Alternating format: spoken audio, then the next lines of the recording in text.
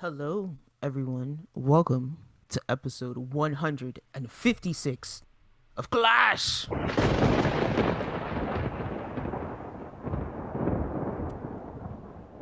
Sibling Rivalry Podcast. I am one of your hosts. One of one, host one of one. No, one of two. Knighthood. And host two of two is Tiz. What's up, y'all? welcome. welcome, everyone. Welcome back. Oh my god. So I had surgery. That's one reason we were gone last week. I'm gonna just start with the excuses off the bat. So I had surgery. Are you good, fam?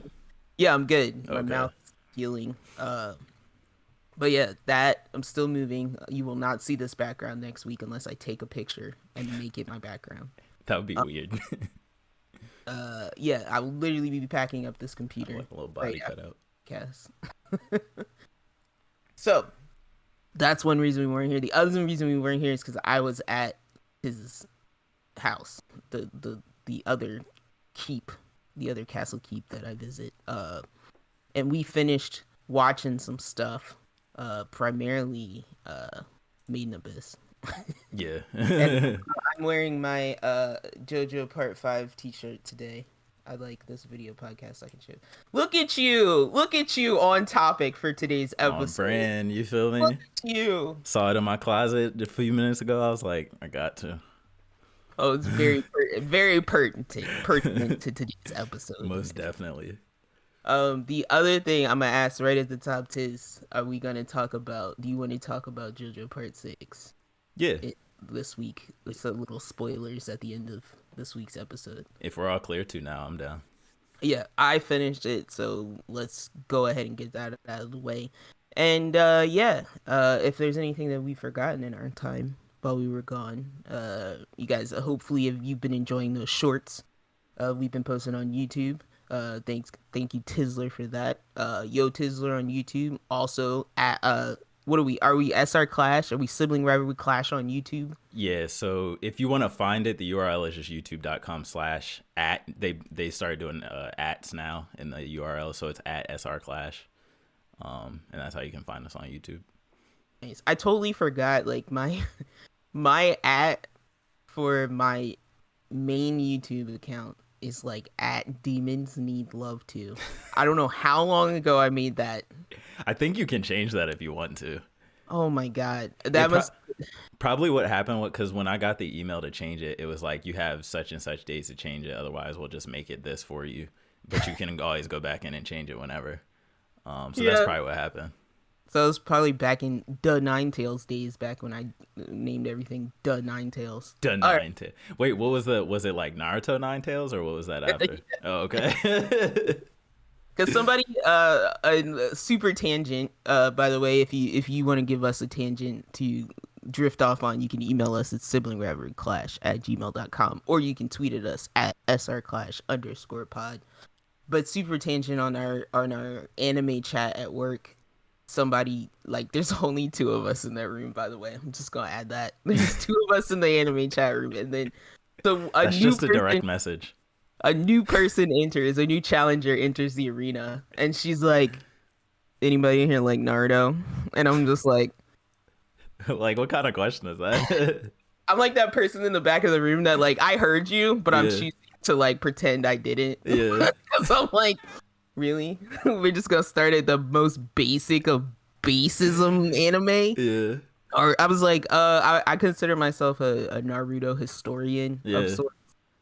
But yeah, I don't know if I can call myself a fan. I think Naruto is the show where I feel like I'm an expert on. Like, I could literally quote you just mad different scenes, mad different conversations. Like, Naruto is the anime where I remember like every single scene, like beat for beat, because I watched it so many times. I was gonna ask you, I'm like, do you say you're a fan? Because to me, it's it's my favorite anime. I'm not so much a fan as it's like, if I'm a fan of anime and I haven't watched Naruto, am I really a fan of anime? Yeah. You know what I'm saying? But are we getting to, that's the question though, are we getting to that point in time where new anime watchers, they kind of skip over DBZ, Naruto, all of that stuff? Their first anime is like Attack on Titan and all that stuff. My Hero, you know? our niece is like prime. She's 17 years old and she's prime category for that. That. She like dipped into Naruto later and then she's Yeah. like, eh. Yeah. And I'm like, yeah, because you waited too long. Yeah. It's I'm like like, I. Naruto is like for a certain. It's like Harry Potter. If you Yeah. don't get in at a certain age, Yeah. just not gonna grab you. And I think that if you're, especially if you're starting from like the beginning, I think a lot of newer people aren't going to be able to get past like the 2x4, like the old style animation, Oh, like all that yeah. stuff. And and like when I'm talking about Naruto, most of the time I'm talking about Shippuden. Yeah, same. Regular Naruto is way too far back in my Yeah, memory. it feels a lot older, even though Shippuden starts also old looking, and Yeah. then like I think somewhere around like episode 50 something they get widescreen and all HD and nice and stuff. Yeah. But yeah, Naruto, the whole original Naruto kind of feels older, but not in a bad way to me. I don't think. So I'm like, it's like, as someone who has studied the tomes, someone who hangs out in the library of anime, Yeah. I am aware of, because Naruto fits every trope thing that anime does. I feel like Naruto does all of those things, so it's always like a prime example ready. Absolutely. It's always And it was ready one of the first. tip of my tongue. Yeah. It was one of the first to do all those things. And I just didn't watch One Piece, so Naruto's it's most of my anime history. Yeah. Just the sheer number of episodes. But yeah, I say that to say not to get a bunch of people angry. I do like Naruto. I just say like it's hard to say you're a fan of something when you just basically have studied it because you feel like it's like a cornerstone of the thing that you like. Yeah, the yeah. genre that you like, I guess. I'm gonna say I'm a fan though. I'm gonna say if you put Naruto on today, tomorrow, 5 years from now, I'm gonna watch it like it's new. I'm gonna be glued to the screen. I'm gonna be struggling trying to 2 screen with it. Like it's got to be a fight because if I hear yeah, I'm out. I'm not. That's not an important scene. I already know it's not. You know important. we're chilling that episode. It's programmed. Yeah, we're chilling. We're going to find Choji some chips or something. So yeah, there you go. Right up at the top, we answered the question. Like, yeah, people are not watching Naruto and Dragon Ball when she didn't even know like Full Metal Alchemist. Yeah, like, that's polished. Like Brotherhood is polished. Like that feels like a newer anime to me. Yeah, it makes me nervous. Yeah. We're gonna have that weird, not that we didn't already, but we're gonna have like that weird divide of people who are like, I think the weird thing that because our generation, like a lot of our exposure to anime was on cable through Toonami and stuff like that. I think nowadays a lot of new kids anime is going to be like, oh, what's on the front page of Netflix? What's the most popular on HBO? Like, I think that's really going to be a lot of like, I hear people come to me and they're like, oh, have you seen Kill la Kill or not Kill la Kill? Have you seen Akame ga Kill? And they're like, and I'm like, yeah. And I'm like, oh, they obviously watched that on Netflix. So well, yeah, that's like, yeah, our niece, and argue if you want whether this is anime or not, but our niece is like, she was like, have you heard of like the Avatar with like the arrow on his head? And I'm like, I consider it anime. It's just Western anime. I was like, you mean the actual Avatar? Yeah, the real one, not the blue people. Blue Pocahontas, you keep calling Avatar? Not the blue people. But anyway. James Cameron. But yeah. I watched and played some stuff, but Tiz, it looks like you watched some stuff too. So yeah, I did watch some stuff. So while you were here, we actually watched the new Puss in Boots movie, the animated one. I forget what the subtitle is to the movie. I'm sorry, but it's the newest movie. Yeah, The Last Wish or something. And that's kind of what the movie's about. They're like all chasing this wish, and Puss's thing is he's on his 9th life. He's on his last life, and he wants to use this wish to get all his lives back because that's what made him like the kind of super confident, like arrogant cat that he was. Like, because he didn't care if he died. He just had more lives. But now, super cavalier until he hits that 9th life. Yeah, now he's kind of like oh god, any moment I could die. And the way they like show that in the movie is they have like a literal like personification of death, like that's stalking him throughout the whole movie. They don't like constantly focus on him. It's just every time Puss does something, every once in a while, just out the corner of his eye, he just sees these glowing red eyes and these 2 sickles just looking at him like, I'm coming for you. And so I enjoyed that. I thought that was a cool like little aside, because I always like when there's like a villain, like this is obviously the main villain, but then here's this side evil thing that's like, it's not the main villain, but it's so much more like ominous because it's not always there. Do you consider the main villain Little Jack Horner then, or excuse me, Big Jack Horner? Yeah, he was definitely the main villain because he was in like every other scene. Yeah. Sticking that thumb in everything. Yeah. But yeah, overall, I enjoyed the movie. I thought it was fun. I really like that they kind of, to me, it feels like they stole. I don't like saying stole, but they kind of stole the Spider-Verse animation kind of flavor a little bit. It's got that like comic booky type of pop artish, not pop art, kind of like cell shaded. Does DreamWorks have anything to do with Spider-Verse? That I actually don't know. That up while you're talking. Yeah, but the animation is really cool. The fight scenes are really cool. And I actually do hope if other movies were able to pull it off like this, I hope other movies can do this type of animation as well. Because it just helps me to be more engaged as opposed to like that kind of classic shiny, like, you know, like Pixar, Disney kind of shiny 3D look. You know what I'm talking about? I kind of prefer this over that, but yeah, overall that was a fun movie, and I don't remember anything from the past Puss in Boots movie. I don't remember even when I watched it, but I don't think it's that necessary to understand what's going on in this movie and to enjoy it. So I would say watch it if you've seen the trailers and it looks interesting to you, and I think people would probably enjoy it. And then I'm gonna move on to the next thing. Just stop me when you find that. Okay. Sorry, it just said that another Sony Pictures animation film that the Lord and Millers produced. So that's Lord and Miller, is the guys who worked on Spider-Verse. Okay.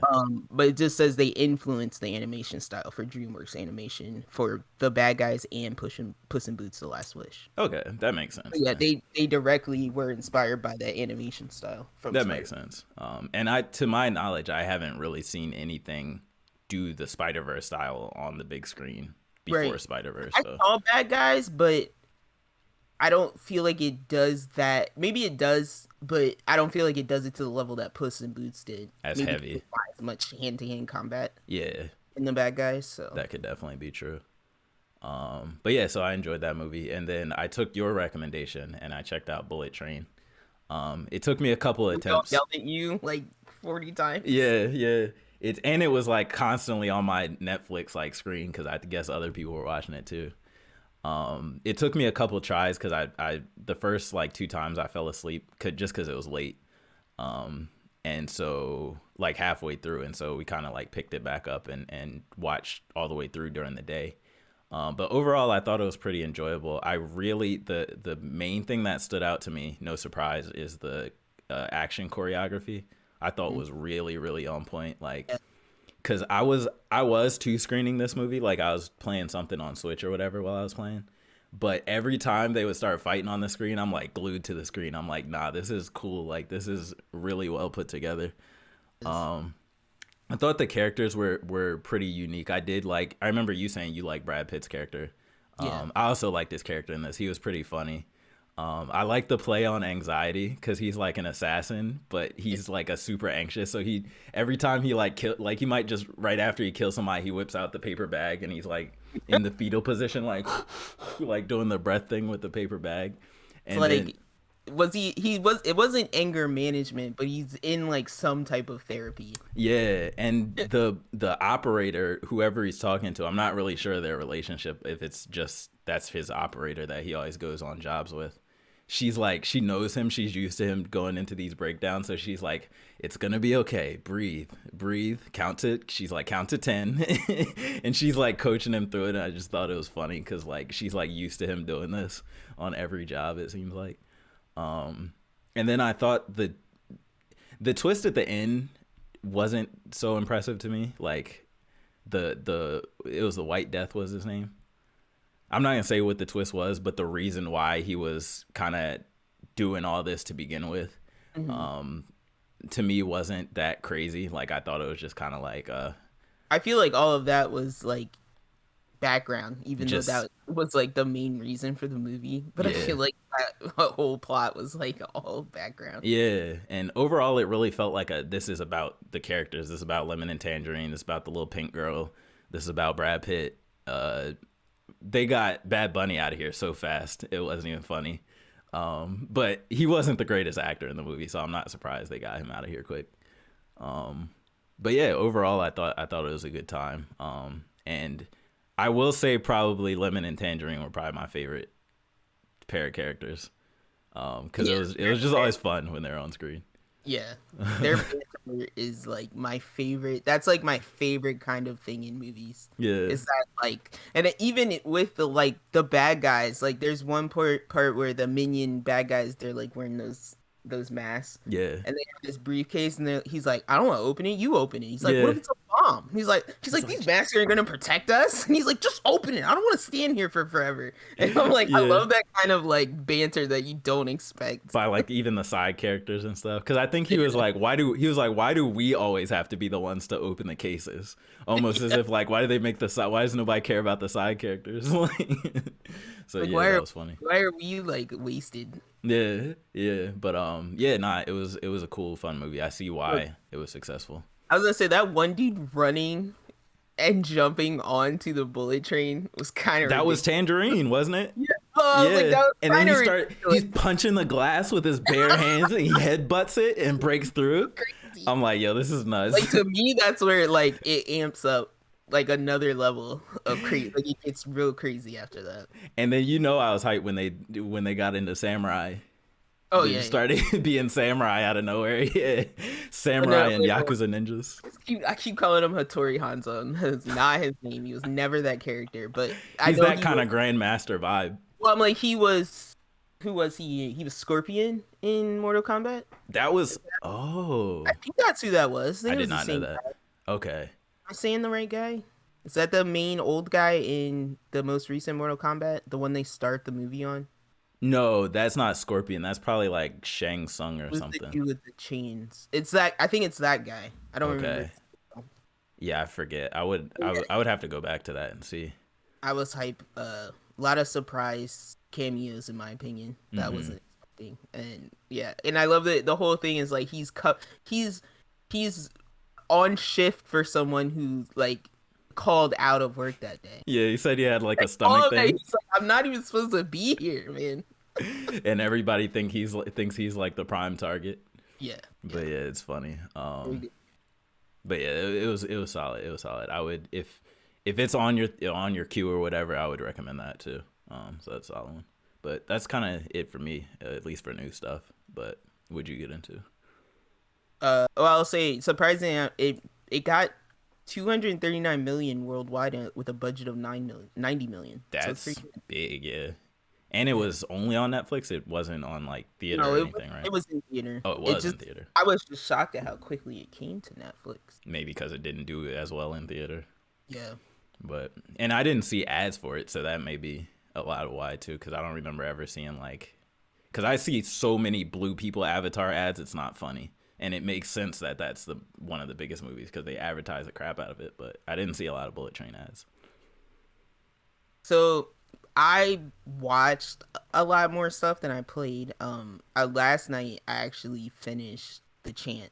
Finally, that game was maddening because there were sections. If you guys don't remember, I started playing The Chant like 5, 6, 7 episodes ago. I don't know how many episodes ago, but this was it's a survival horror. But it's more based around, I would say, like occultism and like what's the word I'm looking for? Like ethereal sacrifices and effigies and all well, that. It deals with like prism science, right? So it has to deal with this stuff called the gloom, and like it deals a lot with like inner conflict and stuff like that. And so it wasn't a super huge game. I think it was like 10 hours or so. Okay. But like it just had sections where you could very easily get lost, not know what you're supposed to be doing, not know where to go.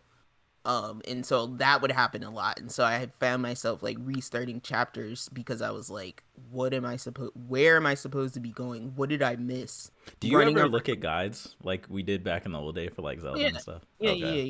When I'm banging my head against a wall, because I really do try to figure it out, because I'm like, games are not meant to be played with guides next to you. I agree, yeah. So I'm like, I really try to figure it out, and if I can't, I Then will you'll look it up. Yeah. because I'm like, once it gets to the point where it's not fun anymore and it's just frustrating, then it's not a game anymore, right? Right. It's something that's making you angry. Yeah. But yeah, so I got through pretty much all of this game with no guide. I would say, like, I think I looked up one part because I'm like, where am I supposed to be? Like, I was like, where am I supposed to be actually going? Because there's no map.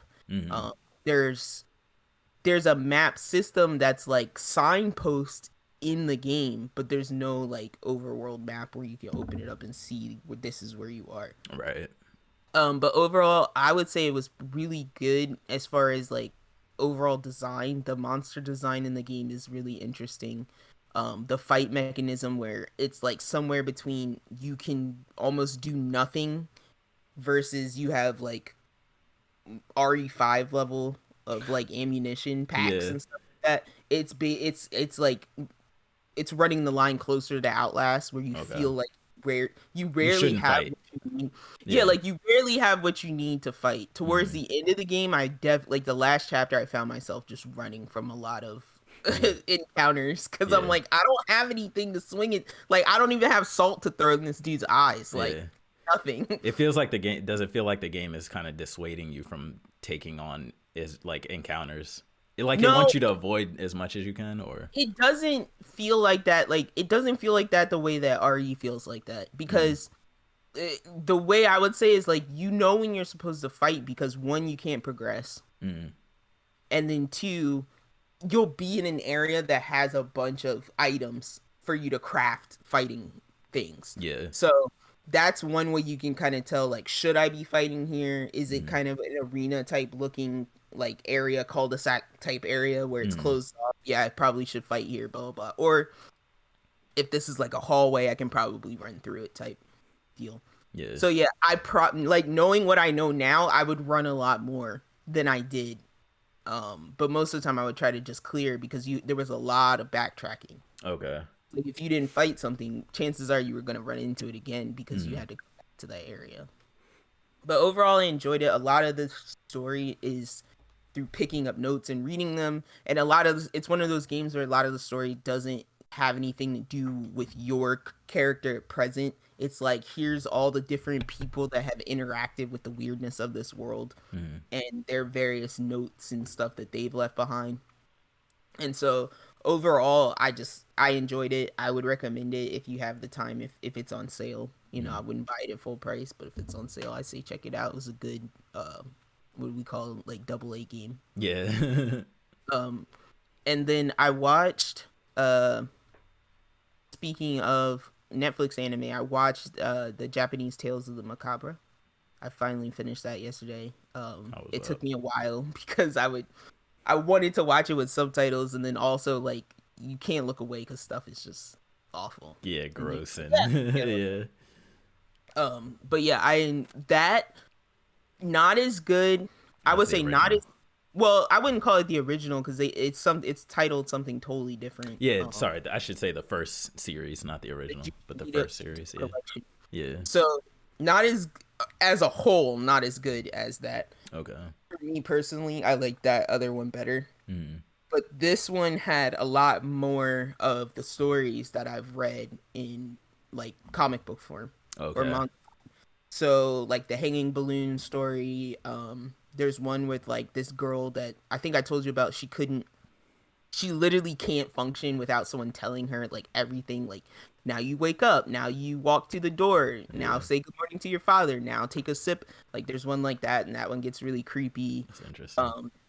And so some of the stories I had actually read before, and it was cool seeing them animated. But a lot of these, like the first one, it would leave you like unsettled, and it felt like you were kind of getting more complete stories. A lot of the times it felt like it just ended, and it's just like it's Really? over. Here's something creepy. It's over now. Yeah. And you're like, what did I even get out of that? That's Like, abrupt. Yeah. yeah, like it would be super abrupt, and I'm like, it would just be on the next episode, and I'm like, what? I'm like, what? Like, I had what? that happen to me a lot with the first series too. Like I would feel almost incomplete. Yeah. But almost like it was by design though. Like I'm not supposed to leave with any happiness or a lesson or you know what I mean? this even more so than the last one with that feel. Okay. Wow. Because it's like that would at least have some kind of setup and then a payoff, right? It's like this, it felt like there were episodes that were just set up. You're okay. Like where's the climax? Yeah, like where's the horrible thing that's gonna happen sometimes? Yeah.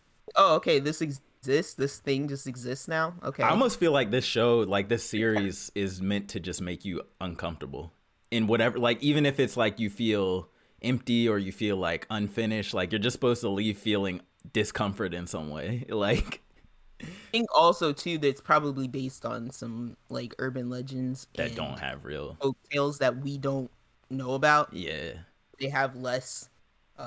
They stick with us a little bit less. That makes sense for sure. I've heard before. But yeah, if you like the eerie and the unsound and the creepy, check that out. It's a pretty short watch. There's only like 9 episodes, and they're like some of them are like half. They're like 15. Like 15. Oh, okay, yeah, that's not bad. And I also watched a show that's been on since 2018, and that was most of what I watched, which was Yellowstone. Now this is not in the typical genres that I frequent.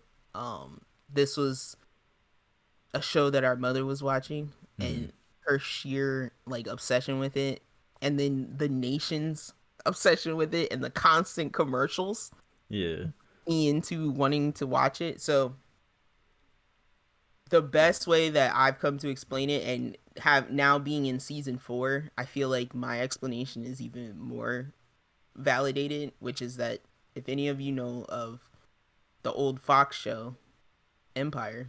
Oh, I was about to say what? With and I'm gonna Terrence Howard. You're too, yes. And oh my gosh, I'm forgetting Cookie's real name. She has an interesting name. But anyway, if you know about Empire, this is like Empire, except it's on a ranch and not a music company, and it's like a family ranch in Montana. But Jesus, bro, there have been so many shootouts, just open shootouts, just Midwestern gangsters. You know what I'm saying? You're like the Midwestern gangsters. Like I'm watching, like I was watching an episode last night, and they always have these moments because it's a show that's very much like, okay, you've got this family and their drama, but then it's like we're also just gonna show you what life is like out here in Montana in modern day, and so it's like there ain't no police out here, like you know. Well, there's police, but it's like the police, of course, are like corrupt. Yeah. And it's like this man and his family literally raised like cowboys. They call them cowboys because it's like they're like drifters and stuff that they take in, and they like do favors for them, and like kind of like they like save them a little bit to make them loyal. And then he kind of has like his own personal army essentially. So it's like anytime somebody pisses him off, he's like, all right, get the boys, round them up. It's crazy. That's funny. But yeah, I'm like, he was changing. This is Kevin Costner, by the way. Is the main, it's the father in this show, and he was changing a tire. This man's been like shot up and stuff at this point. You know, he's been in the hospital quite a few times. He's in it. He's got to be in his 60s. He's got to be, because his children are in their 30s, like late 30s. They're built sturdier in that part of the country, though. I don't know though, bro. But yeah, so he's like changing a tire, and then this van like passes him, and he's telling the people, like, they're like, I don't have any money to pay you. He's like, it's fine, that's just what we do out here, like, we're good people. And then like this van pulls over, and he's like, I'll let them know you're good. And he walks up to them, and he's like, you're fine. He's like, we got it taken care of. And he turns around, and the guy like opens the window. He's like, hey, you John Dutton? And he's like, yeah. And then the back doors of the van just fly open. Dudes pull out on him. Start spraying. Oh my God, Jesus. And then the mom and the child just like, I'm just like they get casualties like crazy in this show. People, that's a Midwestern drive-by. Somebody had a bomb delivered to their office. It's just like, it was just crazy. This is just Red Dead Redemption, the show. A little bit, but at the same time, like, this is all over like stonks and stuff. Like over stonks. I'm saying stonks. Game stonks. Yeah. But yeah, it's like it's like this is over like land. And it's like every other episode in the first season, I was dying because it's like the Indians will pull up. They'll be looking over his fence. They'll be Yeah. like, this is too much land for one man to What own. do gangs beef over in the cities? What? Territory and money. But not land. That's Not territory. like When you in land. Texas or Montana or Kansas or whatever, that's your territory. I got Gangs these don't- acres. Gangs don't own anything. That's the problem. No. They don't own it officially on paper. But yeah, so it's like the Indians will say, and then the people who want to build condos are like, that's precious condo land. Give us that. You don't deserve that land. That land is everything out there. It is bonkers. Them acres. Yeah, I watched 4 seasons of that in the last week. And then finally, the thing that everyone's been harassing me about, I literally can't function without my average day without somebody saying, have you watched The Last of Us? I don't know, has it been the same for you? No, just because People know you can't watch television. Well, not that so much, is that I don't, how do I put it? The games and stuff that I play and the shows and stuff that I watch, a lot of my friends don't partake in the same stuff, if that makes sense. Are they just Madden heads? I'm the only, a lot of them are Call of Duty heads. Not Madden, but what's up about this? No sports. I don't make friends with people like that. I'm just kidding, guys. I'm just kidding. Don't get mad at me. But nah, I'm thinking right now, but I think I'm the only person in my friend group who's even played Last of Us. So really? I'm the only person in my friend group that plays story games. I think that's what I'm trying to say. Okay. Most of my friends play only multiplayer games. I'm the one who plays the Sony games. First. Yeah, exactly. I'm the one who plays the God of War, the Ghost of Tsushima, the Last of Us, the Uncharted. I'm the only one around me that plays stuff like that. So that's probably the reason. Yeah, I used to feel like I was the person I was the only one that touched the mainstream stuff, but now I feel like it's reversed. But anyway. Yeah, now you're an indie game queen. I was saying that one because I feel like just because of the show, people ask, have we watched it? I'm but anyway, I watched it. I'm answering that question, and So, first impressions. Let's get reactions right off the bat because they're fresh. Yeah. I was trying my best not to text Tiz the whole time because I didn't know if he had seen it. Yeah. Scene 1 starts on a black girl. Let's talk about that. So let's talk about the unwhitewashing. Who is her mom? Should we call this brownwashing? Yeah.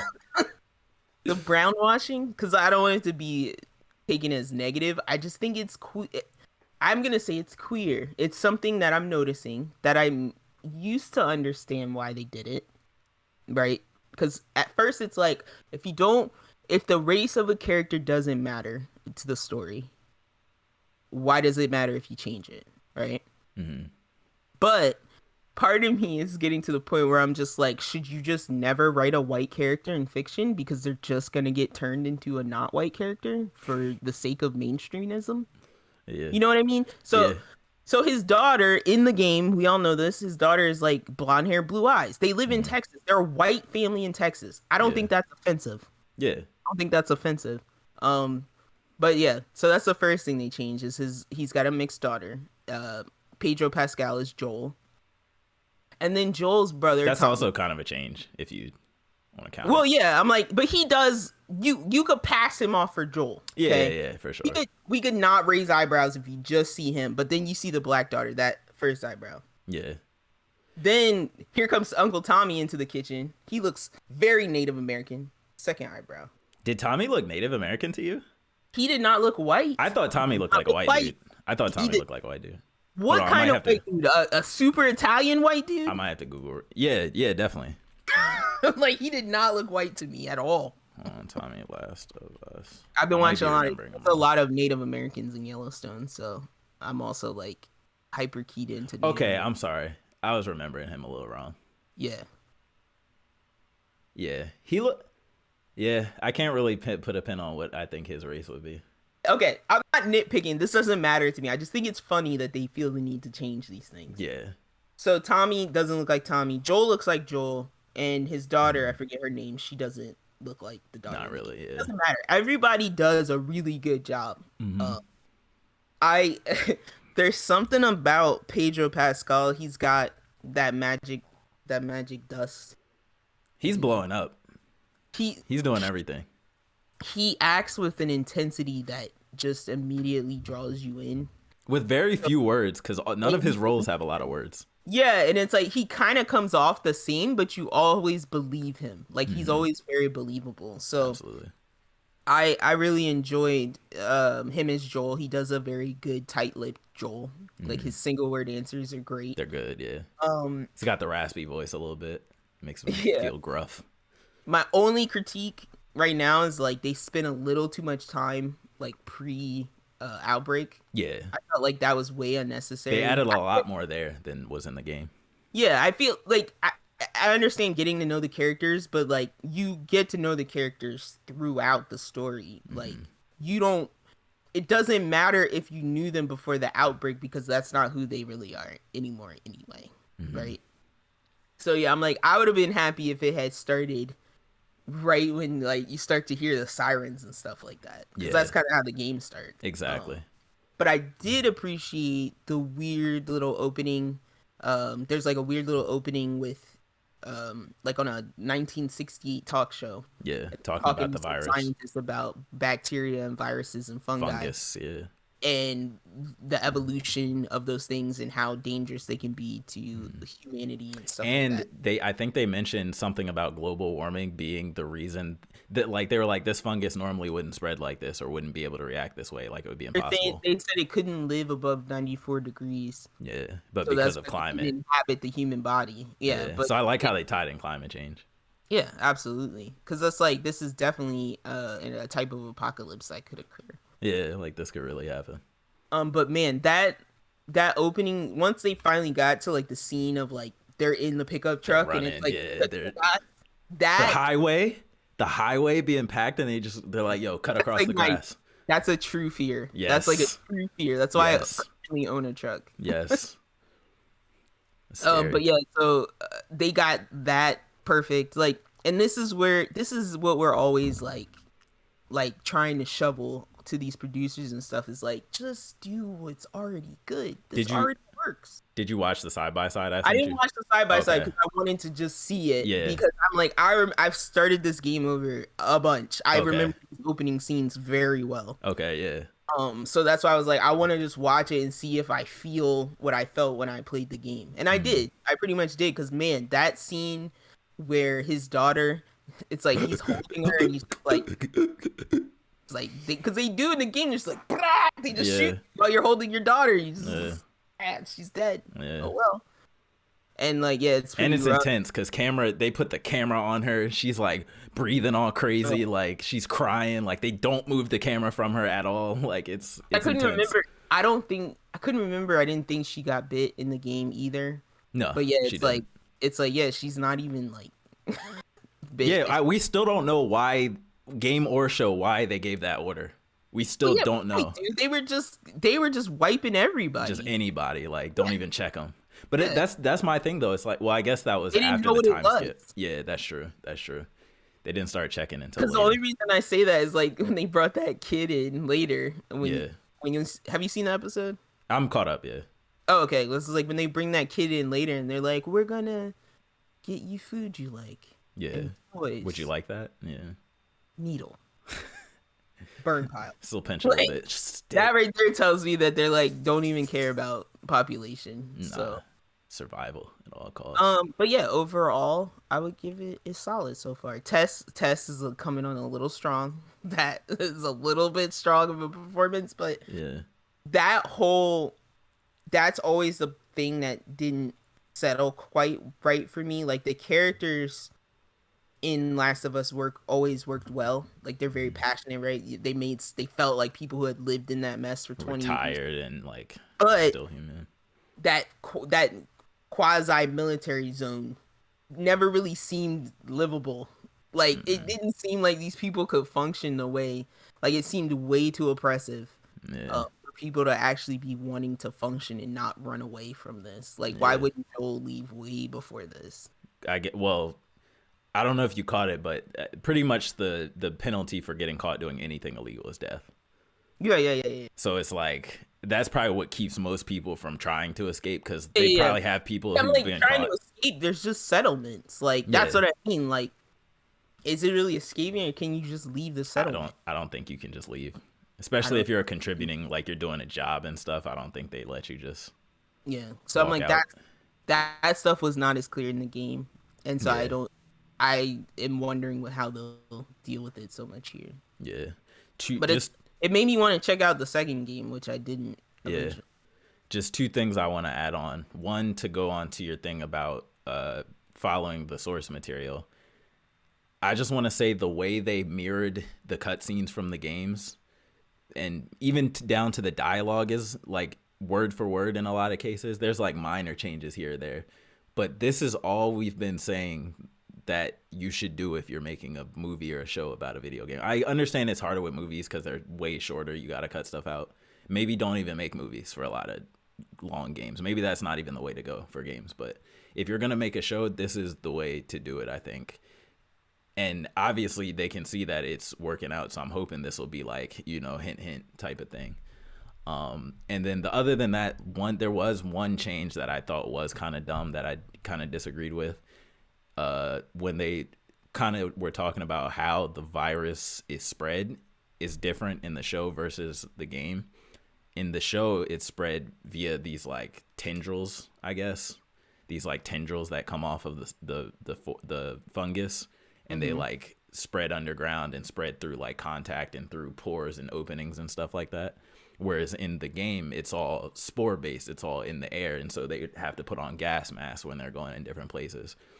And I watched the little HBO thing on the end where they're interviewing the people, and they were like, yeah, we thought it wouldn't be as believable to have, clouds of spores because, spores can just go anywhere in the air. And how would anybody believe that? I'm like, you can show pockets of dust on screen and, oh, we're walking into this abandoned building. Let's put on our gas mask. Like, I think they didn't really need to change that. Yeah. But I thought the thing was cool where it's like kind of because fungus are really like this, where you can, I'm sure it's exaggerated in the show, but where you can like mess with one infected over here and like miles away, the fungus is kind of like hive mindish, so they can kind of sense it and it'll like attract the whole horde. I kind of thought that was a cool touch because it adds to the threat of them. For all of us who are super late to the fungi game, you can check out Paul Stamets. So I'm gonna repeat it again. His name is Paul Paul Stamets, Stammets. He's a man obsessed with fungus for all the right reasons. He has a documentary on Netflix. Oh, I knew you were going there. I'm just saying, like, if you guys, people are like acting like this is new information, and it's really not. Yeah, no, it's not. That's why I'm just like, check it out, educate yourself, so that we don't pretend like this is the new apocalypse when this could have easily happened for the last like 80 years. Yeah, but it's like with the spore thing too, I was thinking like they could easily be like, oh, it takes this concentration of spores to become infected, so that's why they have to wear a gas mask here as opposed to just when they're outside somewhere else. Like that's an easy explanation to me. I don't know why they're so like. You only occasionally put on a gas mask in certain areas. Yeah, like usually when you're in tight corridors and that are like really the walls are all fungused out and stuff like that. Yeah. And I'm like, why? That makes sense to me. Why would that be so unbelievable to a watching audience? But so that was the one little critique that I didn't get. But aside from that, I was pretty much happy with it. I'm enjoying it. Yeah, I'm probably gonna wait. I don't want to really watch it week to week because I already know the story. So I probably will wait till it's over to finish watching it. And yeah, that's pretty much it. That's pretty much all I did. Nice. The rest we will talk about in Anime Corner. Shall we go through some quick news here? Got a couple little stories.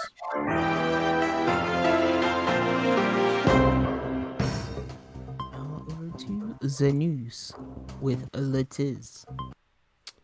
So First up, we had a little Xbox and Bethesda Dev Direct where they're showing off some previously announced games and some new games. I'm not going to go into super detail about a lot of these because we've heard about them at like E3 and Gamescom and stuff like that. But there was one game in particular that was like a wow, like a very huge surprise and whatnot.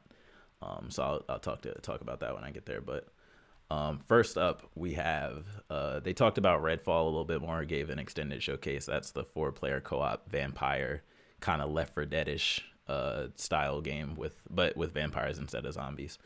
And you're kind of in this open world, and you can do the whole world co-op. It's like drop in, drop out, and there's like progression, there's loot, kind of a lot of stuff you would expect. So my thing with this game is I'm interested to see how they differentiate and not just make another Left 4 Dead kind of clone, because Back 4 Blood did a lot worse than I thought it was going to do. Oh, really? And that was actually a fun game. So, and I thought they were very true to what the Left 4 Dead formula was, but maybe it's one of those things where it's hard to replicate and find success with it. Because people are still playing Left 4 Dead 2. Like a lot of people, that game still does numbers on Steam, which is crazy. So yeah, we'll keep looking at that one, see what happened with that one. Minecraft Legends, I'm not even really sure what it is, but it has PvP, which is kind of cool. They talked about another Forza game. Let's see what else. Here is the game though that I was talking about. This is the game that was kind of a surprise. So they showed it off, they announced it, and then they were like, guess what? It's available today, and it's on Game Pass. If you have Game Pass, you can play it for free. So it's called Hi-Fi Rush, and it's by Tango Gameworks, which I believe made The Evil Within and Ghostwire Tokyo. And if you've seen the visuals for this game, hold on, I'm going to see if I can pull it up real quick. The visuals for this game are 1,000,000% opposite of what Evil Within was. So it's very interesting. So it's like a super colorful, almost platinum action style, but it's a rhythm action game. So it's 3D, you're in this world and you're fighting stuff with music. Basically, you have like a guitar axe that you swing around, and basically like there's always music playing in the background, and you do more damage and do longer combos when you hit in beat with the music that's going on in the background. Nice. There have been obviously rhythm games like that before, but I don't think with this type of budget and this type of like scale and like full 3D and all that stuff, full 3D action and story and all that stuff. So that's really cool. And it's got this kind of like cartoony, comic-y, cel-shaded art style to it. It's very, very colorful. And I really like when I see developers who kind of only make one style of game drastically switch and make something that's like polar opposite to what the other games were.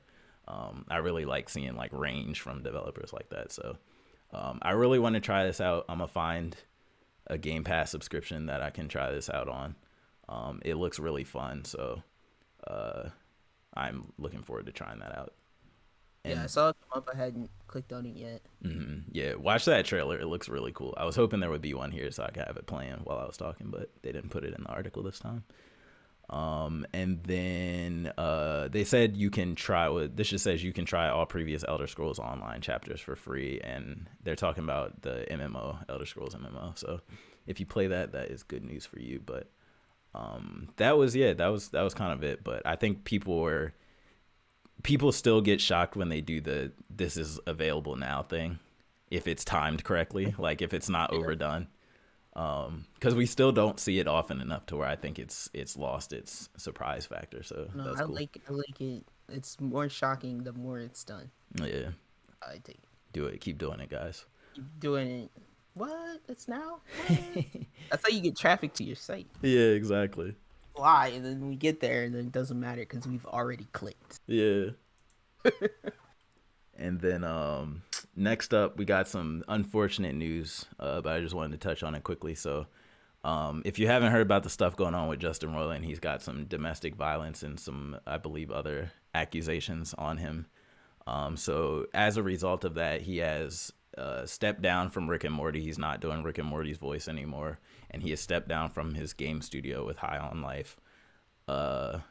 But it does seem like Adult Swim is still going to go forward with new Rick and Morty episodes in the future.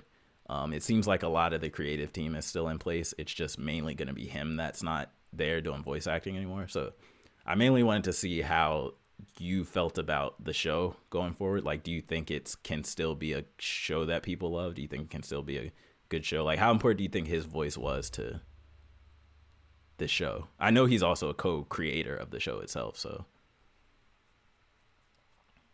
Okay. You think it'd be okay? So many times when like voice actors have been replaced and I didn't notice. But yeah, I feel like at this point, don't we have enough of Rick and Morty that we could they could just deep fake their voices at this point? It probably can. Enough seasons that they could just like do like the Obama deep fakes. Yeah. But Rick and Morty. Yeah. It's like voice character. But yeah, I'm like, I just laughed because I saw another article that was like, Chris Pratt is going to replace Justin Roiland. I was like, that would be hilarious. When are the Chris Pratt jokes going to end? Oh, never. man. I hope they never. I hope Chris Pratt is the main voice actor candidate for everything. Everything going for it. He'll be dead. They'll be like, Chris Pratt is up for. That would be hilarious. Like 30 years from now. Yeah. Oh, good.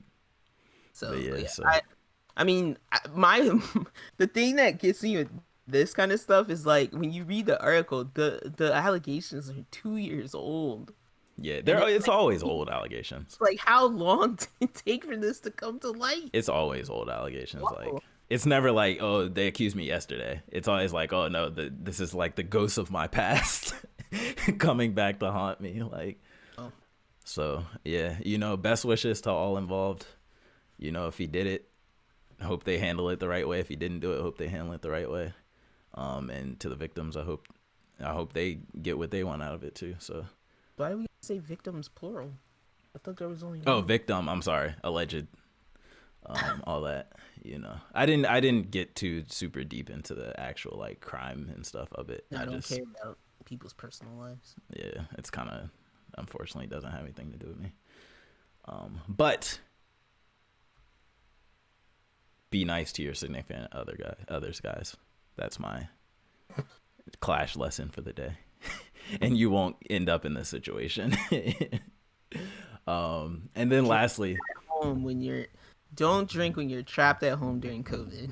Yeah, don't binge alcohol. Drink too much. And then the last story I just put on here because I thought it was kind of funny, especially that we're still hearing recently too articles like this. Yeah, so the Cowboy Bebop creator, let me get his name right, Shinichiro Watanabe, basically said that the Netflix adaptation was unwatchable because it was clearly not Cowboy Bebop.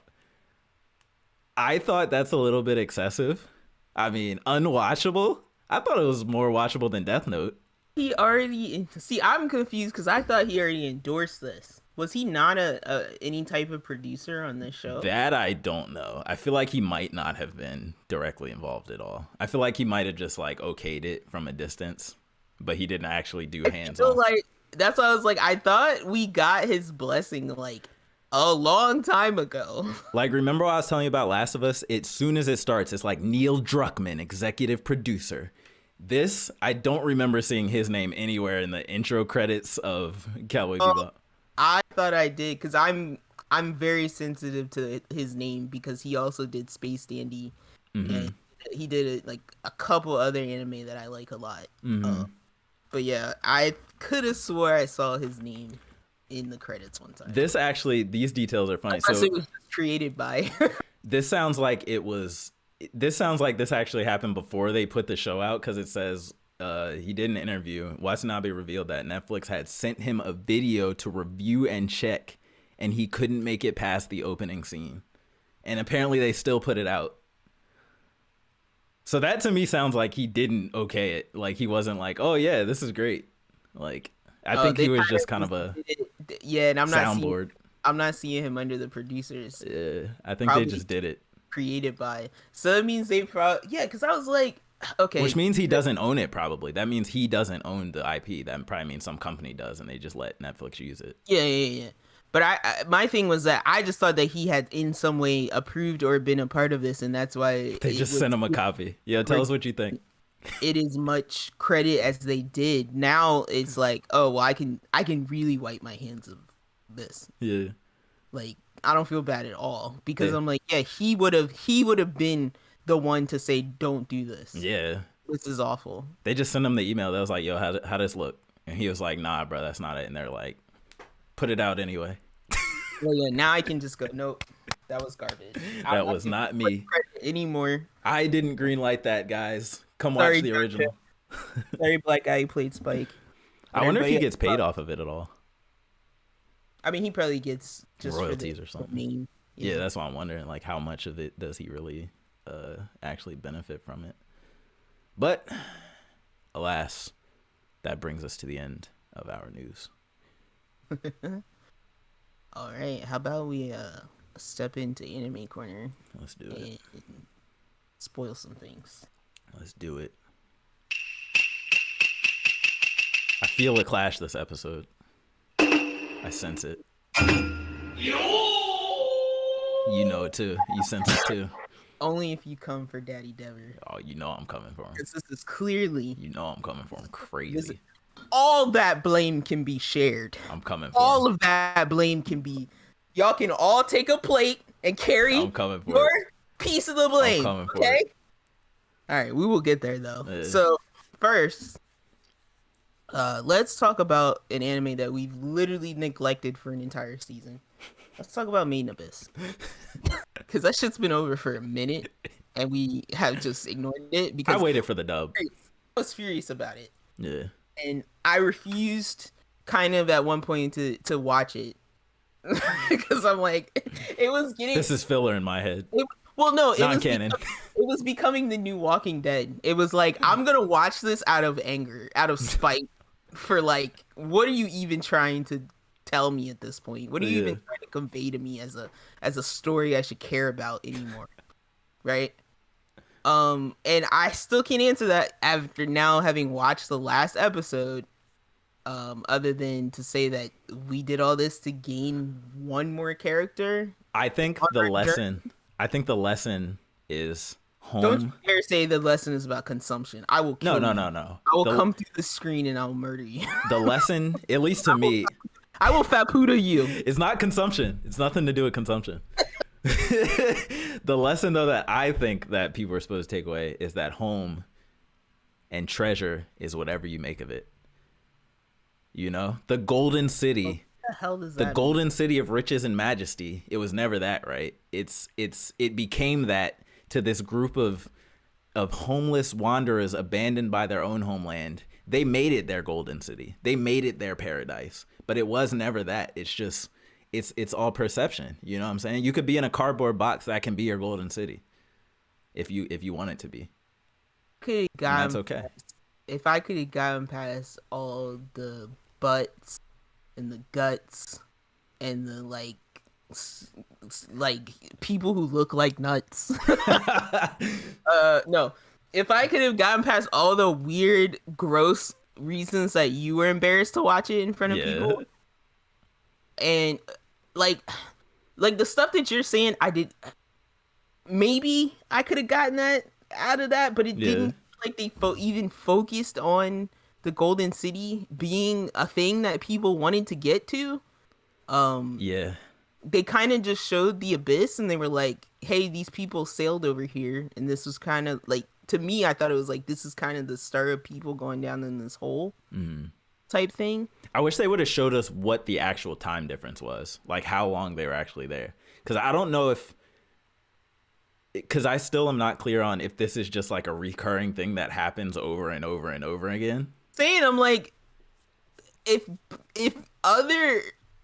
people like Liza have traveled through this layer, is this layer getting self-destructed? It's a recurring thing. And I'm like, I don't think that's the case. I think they're trying to say that Rico and Reg are special. Okay. But at the same time, just all the shenanigans that were happening, all the sub-stories with these characters from the past that have no bearing on the future outside of that hideous monster they created. I think I would say the only bearing, like, it doesn't have a bearing on the future to us as watchers, but I think will shape Rico's and Reg's relationship and decisions going forward. Like, we'll see them do something in next season maybe that is a direct result of the things that happened in this season. That's what I think. I'm just guessing. Every layer is just like a gross wound, and then at the end of the season we just poop out like a gross baby that gets passed to the next season. Yeah. You know what I mean? Like you have to be a monster, I think, to get to the bottom of the abyss. I think that's what it's trying to tell us. You can't be a normal human and make it to the bottom. You will be different. Rico got poisoned, and then they met Nanachi. It's like they pooped Rico out into the 5th layer, right? And then they met Nanachi, and then they pooped them out into the 6th layer, and then we met Prushka. Yeah. And she got turned into a whistle, and then they pooped her out into this layer. You know what I mean? Like, it's like this is disgusting package that gets passed down. It gets something added to it and passed down into each layer. It has to be in a special form to get to the bottom. Disgusting. Like, the abyss will change you permanently. You gotta get things on you so that when you come back up, you have stuff to shed off you. Oh, ain't no coming back up. You gotta come back up. She's dying at the bottom of that abyss. That other thing came back up. That other black and white person came back up. Which one? There's a black and white teacher that has like weird twisty horn hair. Uh-huh. You know that one character that's really scary that they met like partially down. Yeah, like layer 3 or something. There's another character that looks like her. Oh. On the surface as like in the school. And so I'm like, they're coming back up. But nobody's gone past. How they're coming back nobody's gone past 5. That's the thing. If you stop at 5, you can go back. I can't answer this because we got in this argument before. Because I'm like, so where was Rico born then? Or where was she born? No, to your point, you brought up this point before. She probably used some relic or something. But it's not a relic that everybody can get. It's probably some special, rare, one of a kind, two of a kind, maybe. Yeah. You but know that's what I mean? What I'm saying. Like, there's stuff in there. There's got to be stuff down there that can help you come back up. But it's whether or not you die. It's whether or not you die before you find it. But I'm saying, like, there would be no information about white whistles. Yeah. People didn't come back up from that layer. And we know about those balloons that they send up that sometimes make it, sometimes don't. They get eaten by creatures and somehow make it to the top. Also, the other thing that I think about often is, like, when you get to the bottom, what if it's just like paradise? Like, you don't want to go back up. Like, you get to the bottom and all your wishes and dreams are fulfilled. I would think somebody would say, hey, guys, it doesn't suck down here. What if those messages never make it? Yeah. We got to keep sending them then. I'm saying, I don't like to speak in what ifs. I like to wait and see when we get there. That's the abyss, though. That's the whole thing of the abyss. It's what if. We're going down, and every time we go down, we get a hard confirm of what's down there. We just don't. These are the only people that we've been. I think that bottom layer, though, is going to be something different. There's no what if for me. Like, there's hardcore layers, and we're going to see what's in those layers. Yeah. And then we're going to see why stuff doesn't make it back up. That's all I want to know. I think that bottom layer is going to get weird, though. Like, there might be some time shenanigans. There might be some dimensional shenanigans. I think that bottom layer is going to break causality. I don't want to get too excited because it could be less than what I'm thinking. Yeah. So I'm like, I don't want to. It could be. We could get down there and it'd be like some shit from that. Did you see? Not Inception, but what was that movie with Matthew McConaughey and they're in space? Oh, you talking about the Interstellar? Yes. Yeah. What if it's like Interstellar and they get amazing. That shit, and they're like, it's just love strings. Oh, plucking it's just love and gravity. That's all it is. That's all spaces. I think, look, I see one of two endings. Either the mom is dead and she's been dead for like hundreds of years or something crazy. Not hundreds, but however long. She's been dead since before she sent up the first letter to Rico. That's one possibility. The other possibility, I don't think call her down there. I think it's either somebody else. Yeah, pretending to be her if she's dead. And the other possibility is that she's like Madoka and she's transcended time, space, and the universe, and she is now God. It's one of the two endings. I'm calling it now, hard calling it. Those Don't are my make me watch guesses. Madoka again. Wait, you did watch the movie, right? I didn't Oh, get you there. still, yeah. I started it, but then I was like, no, I need a solid 2 hours to get through this. Haven't had it, but I think about it like at least probably once every 2 weeks. I think about, should I watch Madoka? Am I ready? Oh, you should. Yeah, you should. I don't know. I just want to watch Madoka again. It's so Yeah, dark. yeah. It's just a continuation of that. It's Just a towards- continuation. But What's your yes, bet? I want to hear your bet. If you my had bet to on make a Rico's mom. I think she's down. Her crazy ass is down there. But what you think? You think she's like surviving off of twigs and sticks, like by the fire, or you think she built a city? You think? What you think? See, I don't want to take a guess because I don't Just want. guess. I don't want to guess. I But just hate guess. If somebody had a gun to your head, I don't know. I don't even Guess. think. I don't think there's anything down there. I think it's just Okay. like emptiness. That's like your I don't okay. think there's anything. She's probably just like ethereal molecules oh, floating around. thank you. I don't know. got you on my. All right, we're getting closer to the same page now. I don't know because I'm like I didn't think the Golden City was gonna be like a dude A who real like city. squeezes animals until their parts pop out. Like, you know what I mean? Like I knew it wasn't gonna be golden. I knew it wasn't gonna be treasure. This is gonna be there. Yeah. And I don't want to guess because I'm like, the only reason I don't want to guess is because I'm like, it takes me all the way back to Game of Thrones. It's like, think of all the theories that exist for Game of Thrones right now, and it's like, if it turns out that George R. R. Martin planned none of those, and that's not any of the cool theories that we've made up, it's gonna be so disappointing. And so I'm just like, I That's don't want fine, to though. guess because I don't want to be disappointed when we get there. I'm taking that as your guess though. That you think it's nothing down there. I'm not even gonna remember taking that that I as your said guess. that because I'm like, I don't want to guess because I want it to be I want it to be something that I can't comprehend. That's something that I wouldn't think of. Yeah. And I can't think of something that I wouldn't think of. That's what I don't think it's possible to be. I can't tell you, like, all I can say is that I think it's something that I wouldn't think of, and that's what I want it to be. Yeah. I just think unless it's like, I think we've seen everything that can possibly happen, like in media. Like, there's nothing that's brand new anymore. That's why I get so frustrated, and when we do the same things over and over and over because we haven't, Yeah. and we don't know until it happens. Yeah. But that we haven't seen it. no, I agree. I just think if it's framed well, even if it's happened in other media before, if it's framed the right way, it can hit still hard. Because, like, Interstellar wasn't the first time we've heard of the theory of relativity or time travel or anything like that. But the way they framed it and presented it was what made it hit, I think. Well, I brought that up not to say that it was amazing. I brought that up. This is a lame explanation for something so out there. No, that's real, though. That's the real science, though.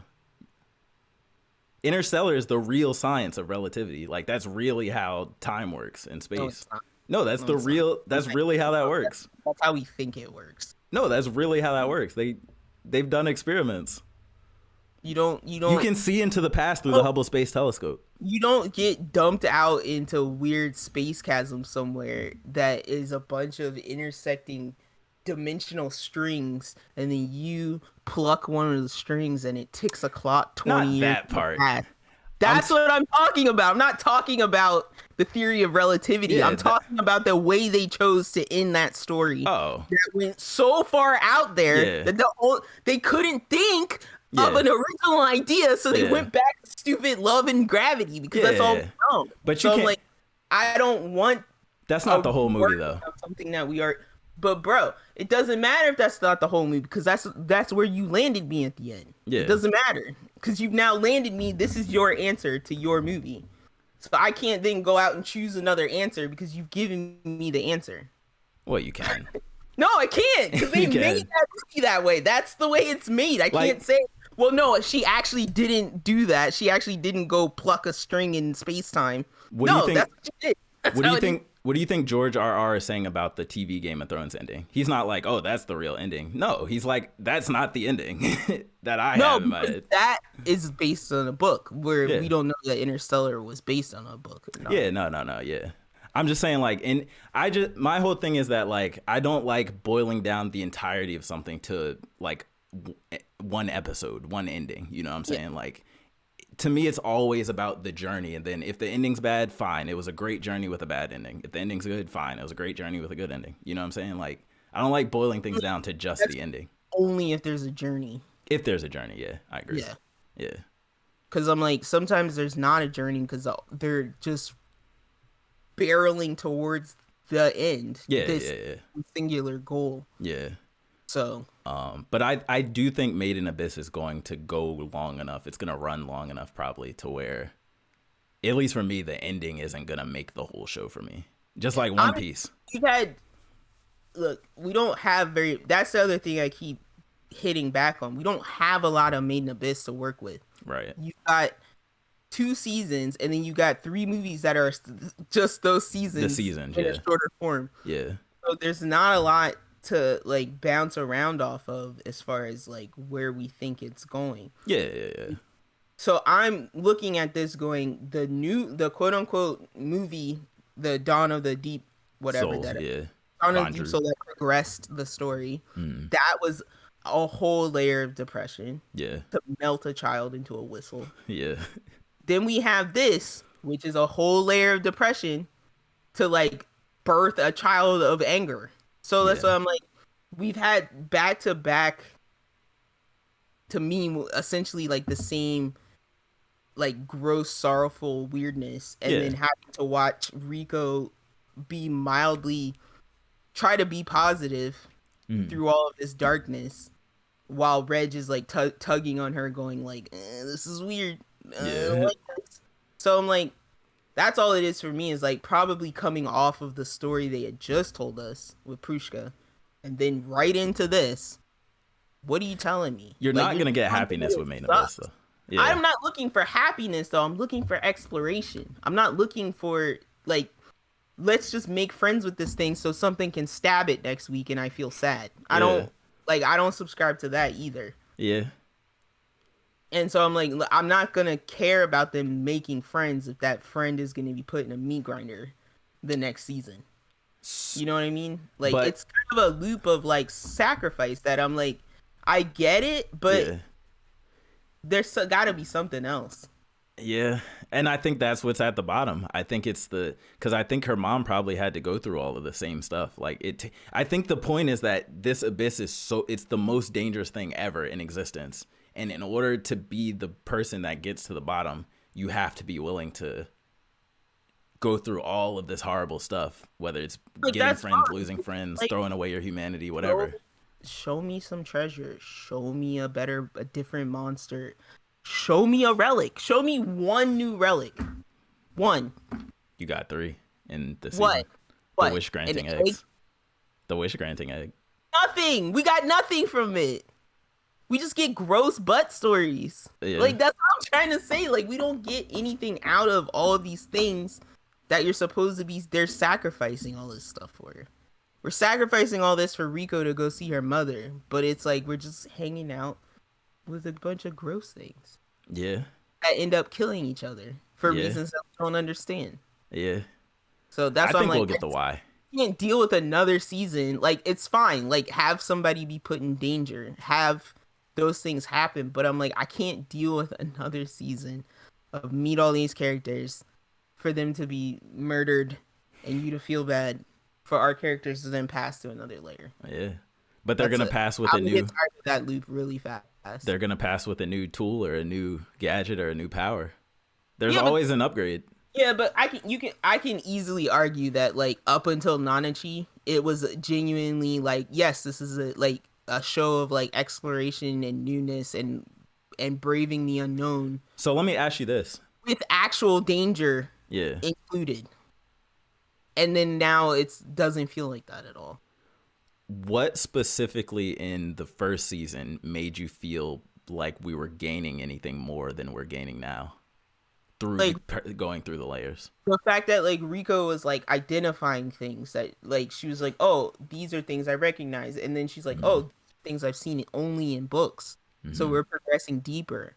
Oh, like she's gaining like life skills. She's learning to like feed herself, and then it's like they're learning to depend on each other. It's like Reg was like learning that his limits. It's like I can't always blast that laser every single time because I can't leave her completely, by herself. And then meeting Nanachi to me was her whole backstory was enough to explain like the darkness that comes up in this show, the darkness of these different things that were people are using these things to for terrible means and stuff like that.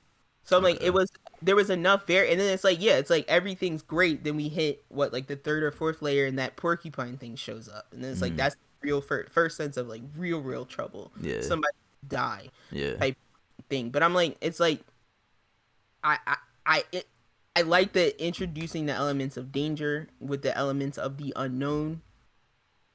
But it's like now it just doesn't feel like that. Like leaving out the fact that this whole season could have been about the people from the past, right? You could have made this whole season about the people from the past. If we just take that out,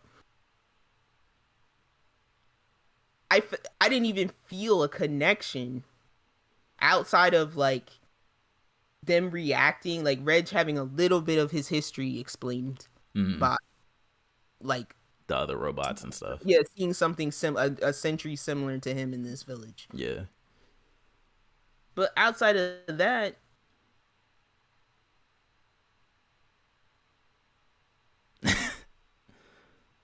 I hear you. So I'm just like, I didn't need to see, like, this whole story of sacrifice and that thing, like, oh, it turned into this thing, and then it gave birth to these babies to feed, and then they were using it as food, but they didn't really want to do that. Like, it just felt like so unnecessary and like weird.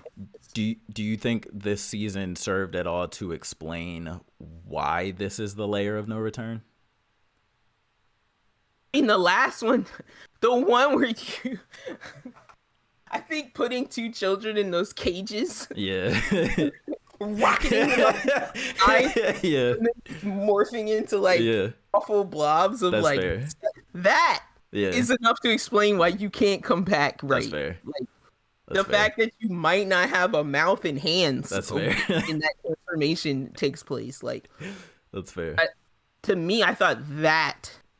And with Bondrewd was like the hard this is where the humanity stops. Literally sacrificing orphans for experiments on this layer. That makes sense. And why did they have so many stairs on the fifth layer? And that question. And I get that if you made it if that was the story about this layer, I'll take it that way, because it's like if the other story was the story about passing through Bondrewd's layer, this is what happens in his zone. You know, it's like, this is what's happening in this zone. But it's like, it makes it that much more unbelievable, because it's like, how long has Faputa been doing this to people? Yeah. You know, do they just ignore everybody else that comes through here? Yeah. Like, that's why I really want to know the time difference, because I don't think they were there that long. Because that girl with the long hair and stuff, the red hair girl, she didn't look. Well, I guess it was probably it felt like a couple years at max. It's like, more. It was way more. It was really hard to tell. But yeah, I'm like, it just felt weird. It felt strange. I feel you. Because she explained that she had been down in that cave, like basically just experiencing stuff by being connected, however she was, to the ground. Which character? The red hair character. When she was chained up to the organisms or whatever. Yeah. So yeah, I just wanted to be done with it. So what would get you back for the next season? Just not be here.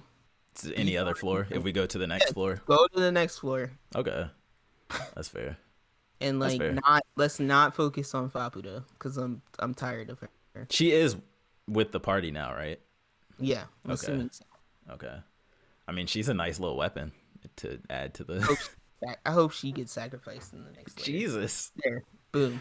That's Rex Bay, though. Doesn't even remember her. Not at all. He's like, who this? Not at all. That part was confusing to me too, because with the whole time difference stuff, I didn't understand how long ago Reg was there with Faputa, and how long. And I was like, what is the significance of that? Yeah. Like that she trained him somewhat before. Yeah, that part I still don't get. I don't really get that. He wasn't even from there. It's not like she built. He came to there, so we still don't know where he's really from. And he must have had his memories when he first came from there, or came to there, or maybe he didn't. We don't know. So I do hope we get a lot of answers in the future. Those spots. Yeah, I hope we get. So answers. Let's move on to an anime I found way more interesting. Had a much better climax. Well, this one actually finished. Part 6 of JoJo's Bizarre Adventure, also known as Part 5 on Netflix, I believe. Stone Ocean. Weird. They shouldn't have did that. They confused everybody. Dona Free. They confused everybody. But yeah, Tiz, what are your impressions overall on Part 6? Just to give an idea, if I had to rank it, it would probably be like spoilers. Yeah, it would probably be like Part 5, Part 3, Part 2, Part 6. How does Part 5 get ahead of Part 3? I love Part 5, yo. I love Part 5 too, but Part 3 is just... I love Part 3 too. But when I watched them both back, because I did kind of recently, maybe like a year ago or something like that, Part 5 just looks newer, more modern, and more like just more modern, I guess the way to put it. And Part 3, it gives me the same emotions, but it just feels more dated to watch it. So I think that's why when I watched back, I was like, okay, I think I like Part 5 just a little bit more. But it's like really just a little bit. So all that said, I enjoy Part 6. There were parts of it that I was kind of like, glazing over on it. Yeah. But I think they were kind of reaching the limits of the craziness that the stands couldn't get into, because it felt a little bit less novel than when I was watching like Part 3, for example. I'm like, oh my God, this power is crazy. Oh my God, this is so creative. But in Part 6, I was kind of like, okay, this is a stretch. There's kind of some holes here to where this wouldn't even make sense, but I'm going to look past it. Poochie, though? Poochie? Strut. Top villain in all of JoJo. Like, he's 1 or 2 for me. He's right up there with Dio. Like, I love Poochie as a villain. So believable. He almost makes me want to follow his cause, the way he's like forward with his speeches. He has the confidence that King Crimson feels like he earned. Yeah, but he doesn't hide. He doesn't hide the same way King Crimson does. Like, King Crimson has this weird paranoia and anxiety to him, right? Whereas Poochie's just like, I'm doing this. This is just, everybody else is wrong. Yeah, this is the will of God. I am the chosen one. You are all infidels. Yeah. So I just love his boldness and his certainty. Like, he's so certain. There's no doubt in his mind whatsoever. I'm just laughing because I'm like, this dude became he like started pre-straining at like 15. Yeah. Right? Did. And then it's like he's hanging out in the church one night and it's late, it's dark, and he just is in like hears some shit in the pews. And then they cut over to like Dio's feet hanging out from under the pew, and he's just chilling. Yeah. He swipes his feet up, and he's just like the idea of Dio just hanging out at a church in the date because it's dark. Just chilling, posted up in the corner. Like, shouldn't you burst into flames in this building or something? Shouldn't this be just as bad as the sunlight to be in here? So like he's such a complex villain. Dio's swag. Also, he's like the worst. Yeah. He's a dirtbag too. Yeah, but he's so charismatic too, and he's so like he got at talking. Yeah, exactly. But yeah, I really enjoyed because I kind of forgot like the evolution of Poochie and his stand, like the changes that White Snake makes. Yeah. I really enjoyed. I forgot how weird Sea Moon is, that little green baby, like being born from like Dio's bone. That was one of the parts where I was watching. I was like, this makes no sense, but it's fine. It's Bizarre Adventure. It's fine. Yeah, it's like, yeah, I don't understand. I have to like really look into that part again if I really want to understand it. What was he like? Make this baby eat the bone at noon on the 12th of the month? No, because it had something to do with the guy whose stand could like bring. It didn't bring dead things back to life, or did it? It brought life from dead things. So the one that where trees would grow from all the dead bodies and stuff. Is that what you're talking about? So yeah. It brought life from death. He's the one that like created the invisible when they were fighting like the invisible crocodile. So, like he like makes a zombies. Ghost. Yeah, it's like a ghost zombie thing. Yeah. It's weird. Yeah. So yeah, it was like a combination of that stand, and then also that guy I think was dead at one point, and he was still fighting. And they needed, in order to birth the baby, there needed to be like a conglomeration of dead prisoners all in like in the dirt at once or Yes. something like that. It was weird. And then I think because that had something to do with what is that? It's the one The stand fighting where spirit one. yeah, the one where it's like They it's can't literally feel pain and just stuff. like triggered off of people's need to like for rage. Yeah. And just have to like beat each other. Your muscles are sparkling. They're so brilliant. Come and fight me. And it's like they talk about how like that stand just like existed one day. It's so weird. That's weird, yeah. So yeah, there's a lot of like I feel like to me they're just stall tactics. It's Yeah. like I wanted to have a stand that's named after this band. And so I'm just gonna make a stand named after this band and have this really dumb fight Weird that power. has nothing to do with the story. To me, this one leaned into bizarre the most out of all of the seasons. Like the word bizarre adventure. To me, this one leaned into that. You way have more. to be creative when you're at least 3/4 of the story takes place in a prison. Yeah. Like there's supposed to be guards and stuff around. Yeah. Because I always say like JoJo Araki likes to fix things with Magic Kid. It's like insert Magic Kid. Was that you Emporio? Yeah, In this one. part 4, that kid wasn't so magic, but like he was really good at deducing things quickly. That okay, yeah. But Emporio is kind of just straight up like Just has magic baby. powers. Yeah. Like he was born in the prison, but he has a stand. Yeah. So I think that he kind of like zips up some of the stuff because it's like, yeah, a lot of stuff wouldn't happen if he wasn't just making stuff appear Happen. where Popping out of a wall randomly. Hey. I'm like to me the part that drags the most is like that getting to Cape Canaveral. Yeah. When it's like Anastasia and Weather Report are just I love that Weather Report's name is just Wes. It's like he's just Wes. Oh, is But that? I never noticed his real name. Yeah, he's like my name's Wes. They call me Weather. Wes. when they show his little backstory, and he's like Wes.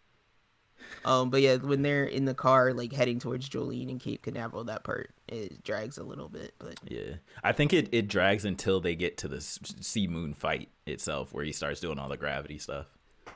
yeah, and then that gets like so That bonkers gets because I'm like, I really don't understand. Yeah, it's like he's like, we're like, I'm falling sideways. Sideways, yeah. They don't like they can't comprehend. They're like trying to drive the car, but the car's spinning on its tires because it's Yeah. actually falling Going backwards. up, yeah, it's so crazy. to think It's mind blowing. But yeah, I just really enjoyed the way that this season wraps. I kind of hate that the first female JoJo is the one that loses. Yeah. Technically, and they also technically kind of win. Yeah. I think she knew what she was doing in that scene underwater where she's like, Emporio, go. I'll hold him off. I think she knows kind of that she has to die here, but for the time to go on or something. Like, I don't know. It's a stretch. Yeah. It's very much a stretch. Yeah, for sure. But yeah, I enjoyed it. I like the way the ending wrapped up. They went all the way back to Roundabout for the ending, which is like one of the endings from part 2. Which I really enjoyed. They showed all the JoJo's, like they showed Jonathan, they showed Joseph and Caesar, they showed all our boys from part 4. Shineki was still alive. Yeah. So we're led to believe that This is a Dio-less world. yeah, Oreo kind of like helped rewrite the timeline in a way where it's like everybody's alive but not affected by Dio. Or what did Dio ever even really want? We kind of don't know. Dio lost his humanity in part 1, right? Yeah. So Dio becomes evil, and he like decides that he's better than humanity in part 1. Yeah. I think we're supposed to believe that after part 3, he goes off on this like made in heaven tangent, and he goes off on this like I want eyes utopia. of heaven. I want the perfect world. So, but I think what we're supposed to believe is, or maybe what we're supposed to understand is that, like, yeah, Dio may have created that world, but that world is a world without him.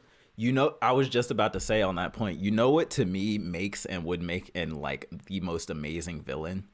If their goal does not account for them. Like, it's not a selfish goal because they have factored in their own death into their goal, which is big. Like, when the villain's goal is bigger than the villain themselves, I think that's really cool.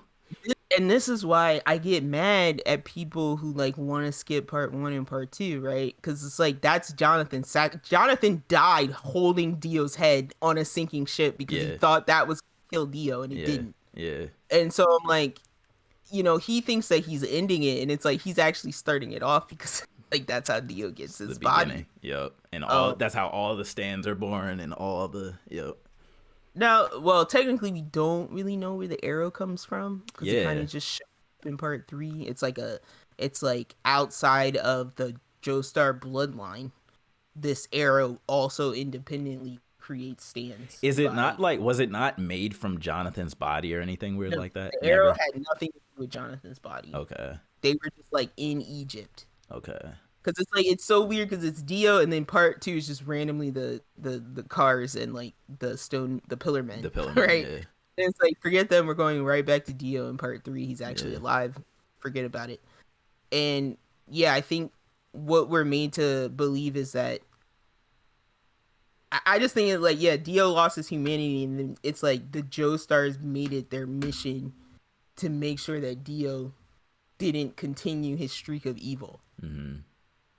That's kind of all I've ever taken from it. And then outside of that, the only rule is that stand users are drawn to other stand users. Yeah. That's like no matter the what. rule of the world. Yeah. Now, where I am in part 8 of JoJo is like, now I feel like where the story is going now could possibly lead to an answer to your question of like that.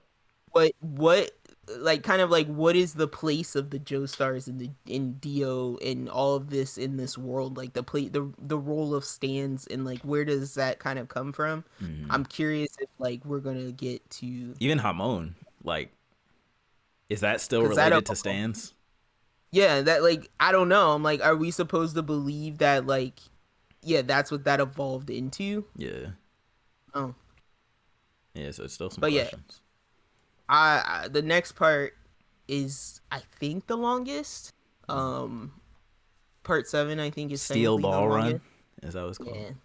And I'm sad, like, I'm a little sad that I wasn't a part of this originally, because supposedly, so this part 6 originally came out manga in like the early 2000s, right? I think it's like around 2003. And so then it's like everybody thought JoJo had ended, right?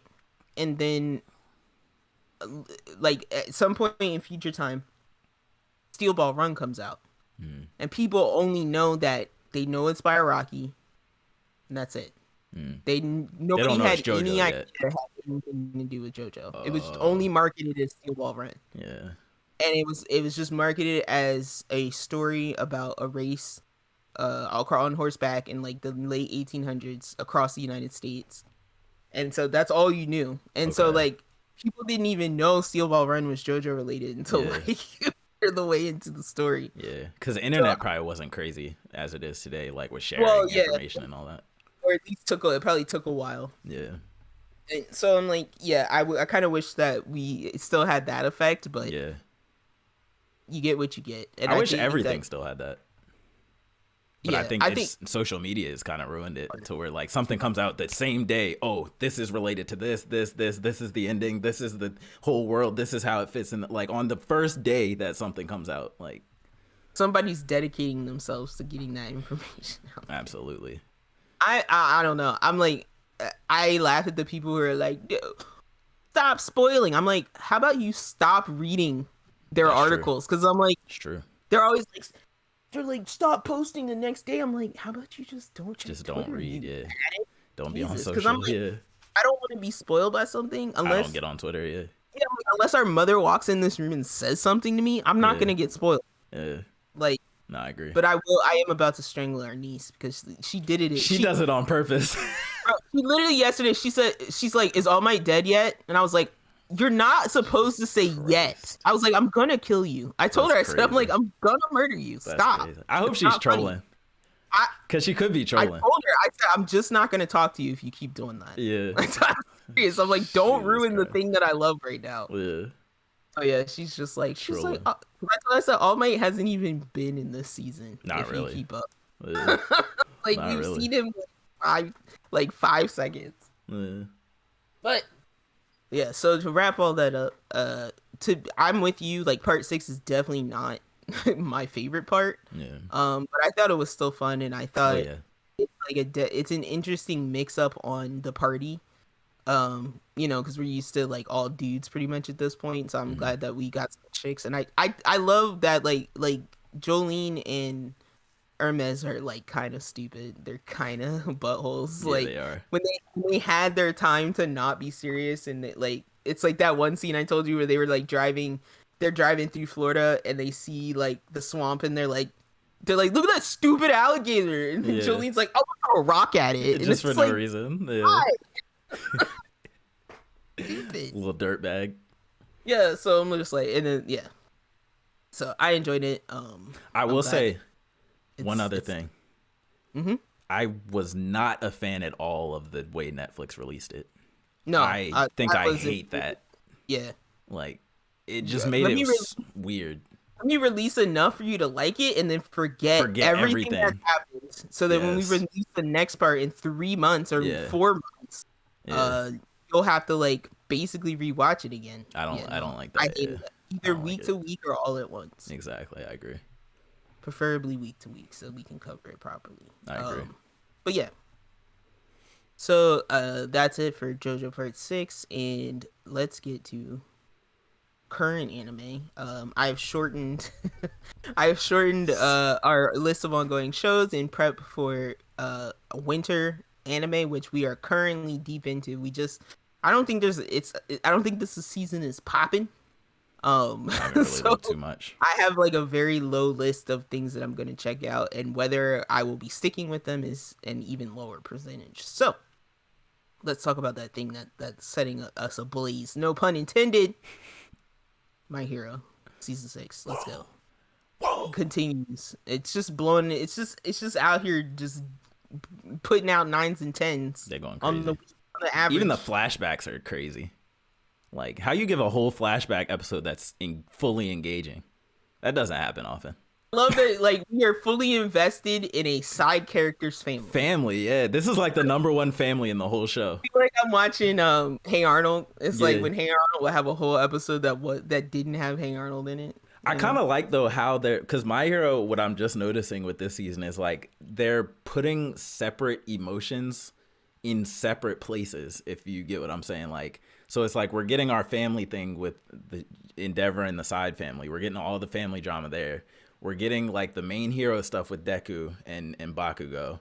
And then we have, like, the other classmates who we might get some other lesson or some other thing, like, emotionally from. So it's like everything's not all Deku. It's not all Deku's family. It's not all Deku that's in trouble. It's not... Things are kind of spread out, and I like that because it makes me care about other characters. It's truly an ensemble. Yeah. It's an ensemble piece. They're at all times. main characters. Like, it No, feels like. because I don't know about you, but I do feel when Deku is absent. Like, I feel it. I'm like, where's my boy at? Where's Yeah. my heart? I do miss him. I miss him. And then can we I was practicing it prior to us recording, but I have not gotten it down. Is it God King Lord Explosion Murder? What's his name? Oh, that Best Genocide calls Bakugo. What is Bakugo's I hate that he calls him that. God, I forget. He God said it, King but of I love Explosion Murder, yeah. Like, why did he start calling him that? He's giving him his respect. He earned his name, son. Best Genus. Call him by his name. Oh my god. Yo, Best Gina said he literally said this week, he was like, that's worse than illegal denim. And someone said, what's illegal denim? And he didn't even answer. If you don't know, it's above you, peon. What's illegal? That's worse than illegal denim. Illegal denim. Illegal denim. I couldn't even tell you what that means. And bro, they got my boy on a like, he's got to talk through like a. Oh, the Darth Vader John. They burnt Hawks' vocal, like Dobby burnt his vocal cords. He torched that man up. His whole body was on fire, so it could have got him. He's like, He's got the Darth Vader going on a little bit. He's got the I thought Darth he was Vader. yeah, I thought he was gonna take it off and do like, His mouth's just all melted. or like, yeah, he's just. I hope he's not permanently like busted up like that. I think he's healing. Yeah, I hope he's actually healing. Crazy right now though. We got too many heroes that can heal. And my, but at the same, it feels like we don't. I was about to say. Now. Yeah, my main thing right now is so everybody especially with this episode, all the criminals are loose, right? They just freed the entire ship of criminals, including All for One and Shigaraki. But listen. Every hero is in the hospital. What's stopping them from blowing up the hospital right now? How are they just like Endeavor's just calm, chilling in his hospital bed, like 10,000 criminals have been released into the wild, including All for One. How is this hospital safe at all? Bro, we're acting on this is the rules of war, okay? So we just had our big fight, so everybody's taking a seat right Everybody's now. chilling. Everybody's taking a seat, okay? It's just the little burglars and stuff that are out in the streets. It's not none of the main criminals. Let the little minions out to run. They'll be fine. We don't need to check on them for a while. This is like, the halftime, and they let the kids come out and shoot on the court. That's what these 10,000. That's what that is. Like the 3-year-olds are doing their little shots, while the real team is on the bench. The big boys are chilling, planning their next move. That's funny. I literally burst. You just reminded me. Like I bursted out into like out loud laughter when they were like 3 other prisons have been. Yo, every criminal ever is loose. Every criminal ever is loose. I don't even know how many heroes we saw Stain. He's just chilling. Like the boy is back. He got his blade back. Yeah. Oh my god. He's about to go out there and but there's gonna be nobody to murder. They're all in the hospital. Well, I was like, there's gonna be nobody to intimidate because everybody's criminals. He's gonna have to start killing the wannabe criminals. Like, shouldn't we just be feeling his aura now that he's loose? Yeah. Just, like 2 floors below, like the bloodlust. Feeling his aura. The bloodlust. But yeah, I'm like everybody's in bandies. This is crazy. Everybody's busted up. But yeah, I was dead, yo. Like, all right, let me rewind back to great opening. By the way, love seeing young Endeavor. Yeah. Oh, first of all. Yeah. Remembered in Last of Us in 2003 in the opening not opening scene, but like when they're telling at breakfast and she's like, you're 36, right? And I was like, oh god, stop calling out ages. I was like, this is where I start, because I was watching, same with Yellowstone, like one of the main characters, Beth, she's like, I'm a 34-year-old woman. I'm like, stop telling me your ages. But Joel's a young dad to me. Like when I look at Joel, I'm like, he's a young dad. 36. I'm only years from that. But you see how old his daughter was though? She was like 14 or something. Yeah. I'm like, oh, he had her young. It's like when our dad had me. Yeah. But anyway, so going back to that, so young Endeavor, we learned that. So I found this episode very like not enlightening. I found it enlightening. Well, enlightening, but like I felt it like very burden lifting, right? Because I'm like, first of all, we see that like Endeavor was not like he was up there, right? Like he already had that like almost number 1 hero respect, right? He had that number 2 hero, and stuff. Everybody's like, count out. Sure. They're like very impressed with him. For sure. So it's like we learn that his wife was kind of like served up to him on a platter. And she agreed to this. She was not forced against her will. It was a deal to marry Endeavor, become his wife. It's like kind of like her parents. We learned her parents kind of like, they needed the money or whatever, and it was an opportunity, and she wanted to make her family proud. Blah blah blah type.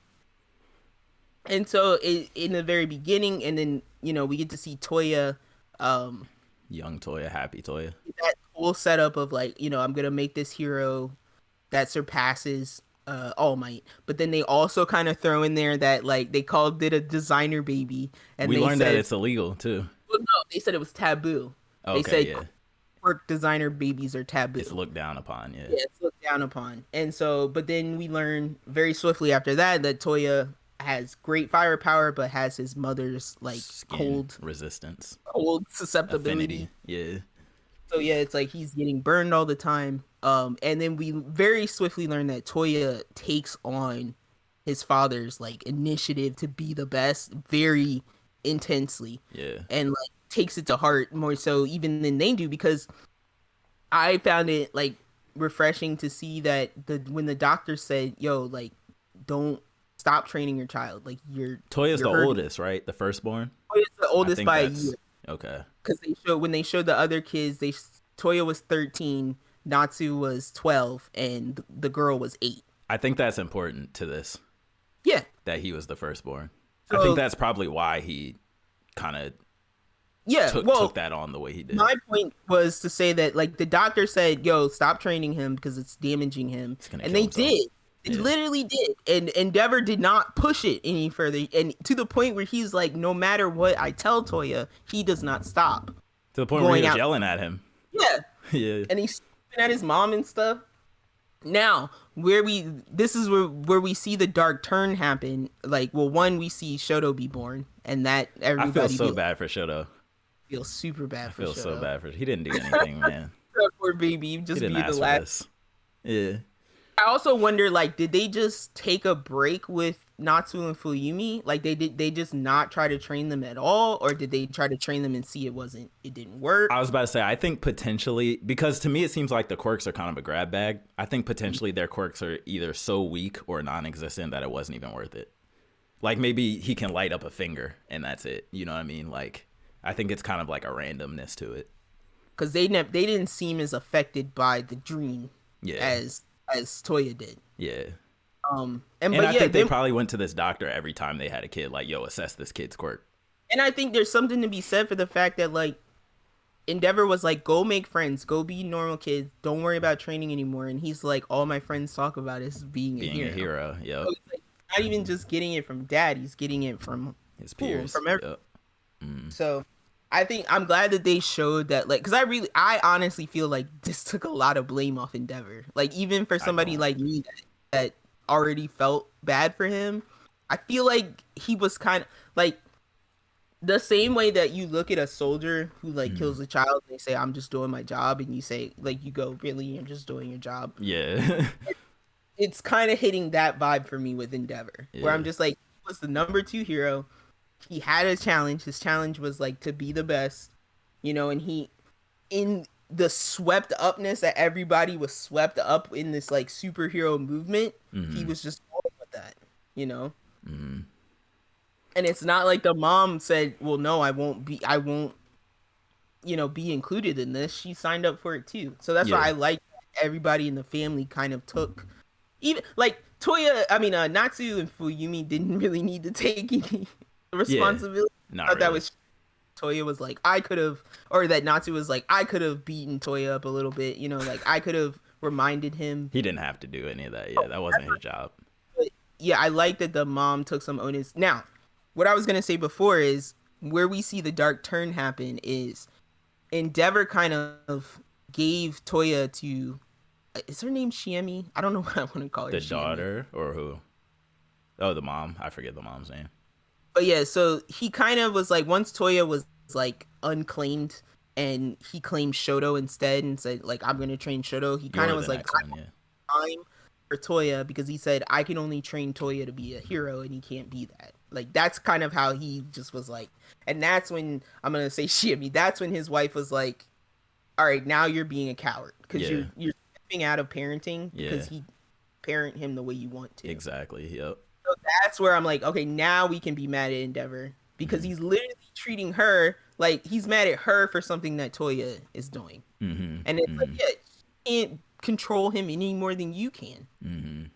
So that's where he's looking for places to place blame because he didn't want to put any on himself at that point in time, I don't think. That, and it's like he just didn't know how to be a non-hero parent to this kid. Yeah. Because being a hero is his entire everything. Everything, yeah. All like right. His little suit with his fire tie, bro. That is a saucy. His costume is one of the best. His costume is definitely one of the best. But are you ready for my pushback? Okay. Because I think Endeavor is actually probably the worst father in all of anime, and this episode cemented it for me. Now I just feel like you're just doing this. No, I swear to you, I'm not. I think Goku's a better parent. I think Jing is a better parent. I think absence of a parent. I think Toya not having a father would have been better for him in not becoming a villain than him having Endeavor as a father. What? Oh, I can't hear you. I was like, can I get some vodka in this? I'm gonna need some alcohol. Yeah, no. So I'm gonna break it down to you. First of all, if Kratos is a Jin and Goku, you guys. All right, go ahead. First of all, if not only Jing and Goku, if Kratos is a better father than you, that says a lot. Kratos is a better father than Endeavor, but that's on the later end. Secondly, let me go back to the flashback. So here's why I gotta put most of the blame on Endeavor still. From the moment, first of all, it starts with the child breeding. Endeavor's goal, he knew this was taboo, yet his goal was still to birth this perfect child. That was, a lot of that is on him. Nobody pushed him to want to do that. He had this innate drive and like a passion to just be number one, which I'm not mad at the passion and the drive. I just think he handles it up until recently very, very poorly. Like he's too willing to step on those around him to get to that number one spot, whereas All Might was trying to save everyone around him to get to that number one spot. Huh? One. I mean, outside of like the things that he's done to his family because they all stopped communicating at one point. Yeah. They all admit to that. Outside of that, who is Endeavor really hurt? No, nobody outside of his family. I'm only talking about why he's responsible for Toya's parenting. So he wanted to make this number one child. That's number one wrong thing already. He's not, he probably does love his children. Huh? Parent. Say that again? Tiger parent. Oh, yeah. It's fine. Tiger parent. Yeah. But I do think he loves his kids, and he probably always has. I don't think he's ever known how to parent them. I do think he is mostly responsible for Toya. Like when Toya keeps saying, "You lit this fire under me, Dad. You did."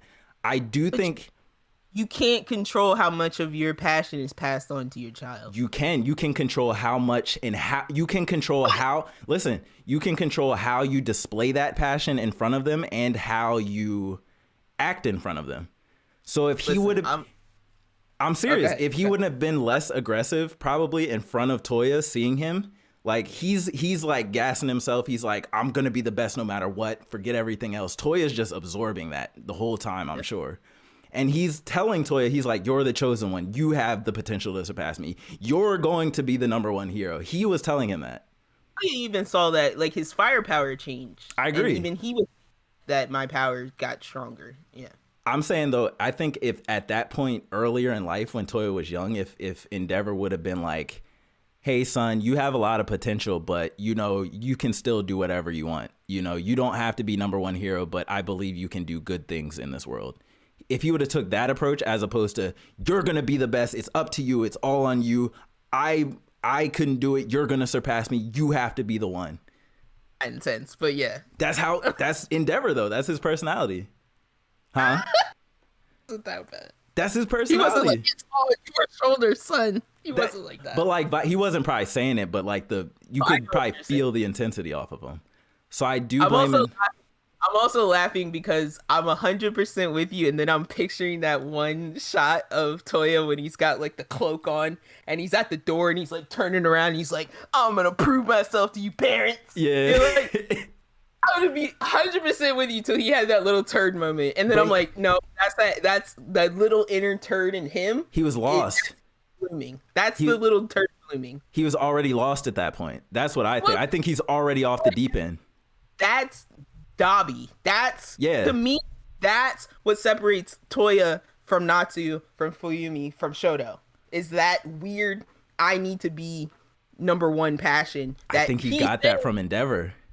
Fine, but what I'm saying is none of the other kids did, right? Nobody else picked up on that. Not even Shoto could have picked up on that because he didn't even know about Toya. He Toya was wiped from his memory. Yeah. So he could have equally been as crazy. But Shoto I think each child had reduced passion. that too. But I think Shoto's experience with his mom was also different. He went through different experiences than Toya did. I think trying to burn his mother when she wasn't crazy. Toya?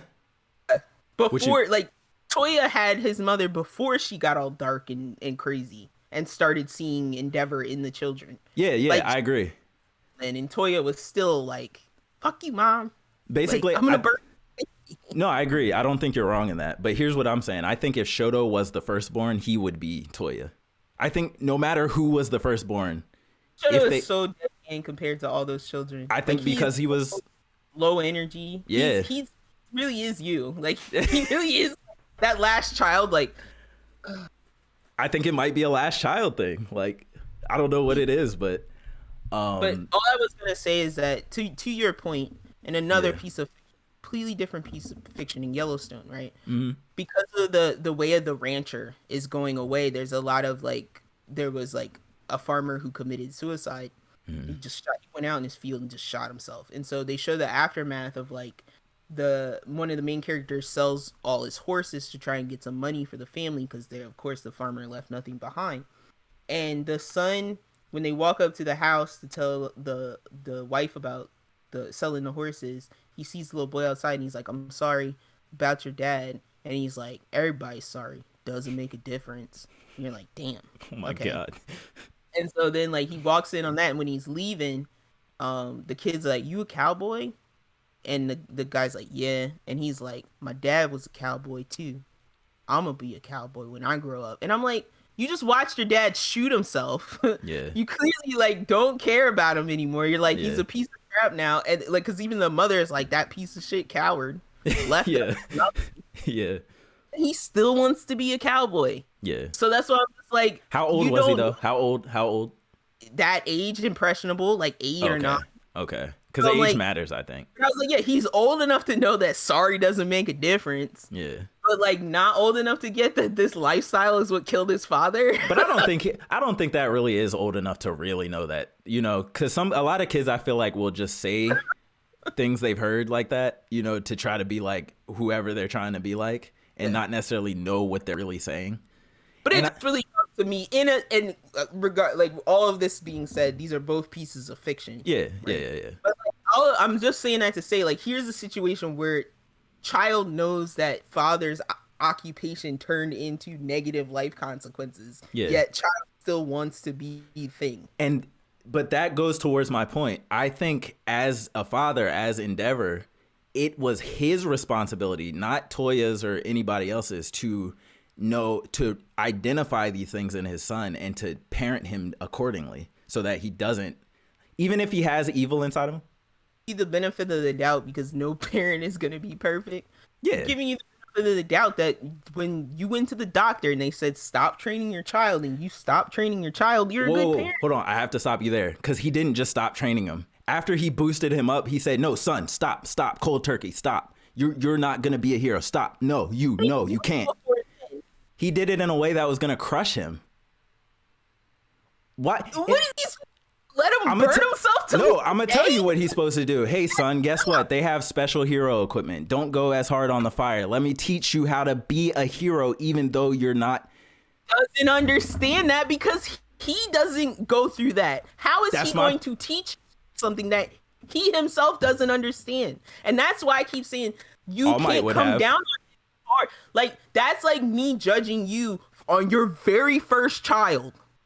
You should know better because you're a human on this earth. No, if you didn't go through that, you're not going to know what to tell your kid. That's different. I'm sorry, you're just not. You're not. It's not different. That is different. I'm going to tell you why it's different. Something to be said about you can go out of your way to teach yourself to then be able to teach your child, right? Yeah. To me, that's what a parent does.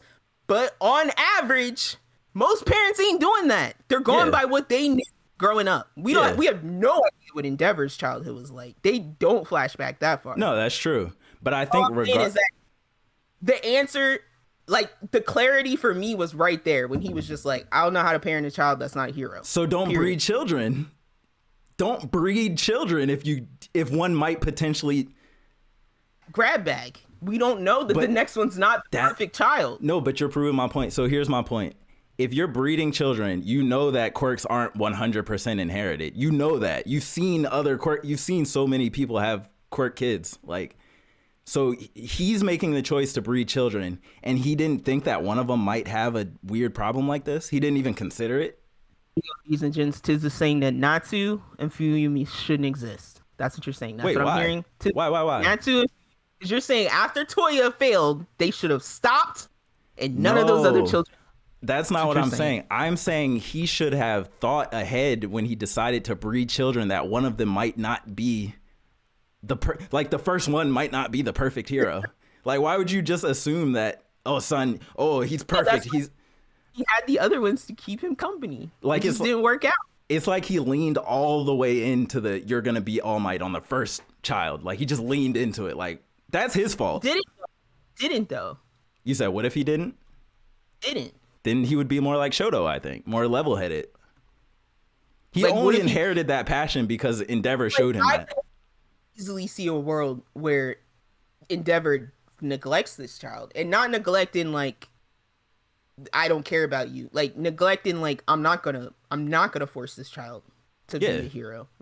But still parent him. I could see the exact opposite thing of like, Dad thought I was good enough. That's why you never trained me. So I gotta be the best because I gotta make him look at me. It's the same thing he's doing now. He's like, Daddy will look at me if I'm better. But it's the same. It is, but in that situation, why can't there be a middle ground? Why is it either I'm not gonna look at you at all or I'm gonna train you to be the best? My point is that as a child, I don't think there is a middle ground. Like, I think Dabi is that edge case child. He's gonna swing wildly in either direction. I don't think so. I think he only did because All Might did, or because Endeavor did. I think like you have 4 kids, like you're gonna have a chance at like 4 different personalities, and that's why I'm saying, like, there's a chance for there's a chance for one of them to be quiet. And, like Shoto, there's a chance for one to be completely bonkers. And I get what you're saying. Prepare for all cases. Yes. But I'm in the realistic world of parenting. Parents just think kids are going to be like them. So they're not going to prepare for the case that they don't think is going to happen. Yeah, but if I'm saying to you, it's really unrealistic to think that parents prepare for what they think personality is going to be. But if I can think to prepare without even having a kid, why can't someone who's breeding children? That's you being the last child of a family that has raised children for like 20 years prior to you. Okay. So you've seen all of these things occur and happen, and so now you can say, well, maybe you don't need to do all this, just do that because this turned out like this and that turned out like that. But you have that experience. He's not going to have that experience on the first child. That's why on child number 4, we're just in tears every other episode. Because it's like, Jesus Christ, it took me 4 children to figure this out. And it took the child that reacts to nothing for me to figure out that this is a bad thing I'm doing. Yeah, I don't know. I feel like there's too many examples. Literally watching him learn the lesson. Yeah. Right? It's not like he's learned the lesson and this is happening again. It's like we're freshly watching him learn the lesson. Do you agree that he himself knows that he's late on the pickup of this lesson? You can tell, like, by the sheer fact that, like, one, you lose your child, then you lose your wife, and you don't try to fix that either. Like, he didn't even talk to her until she came back in this room. But it goes to show you, he's not looking at her and going, what are you doing here? No, he doesn't hate anybody.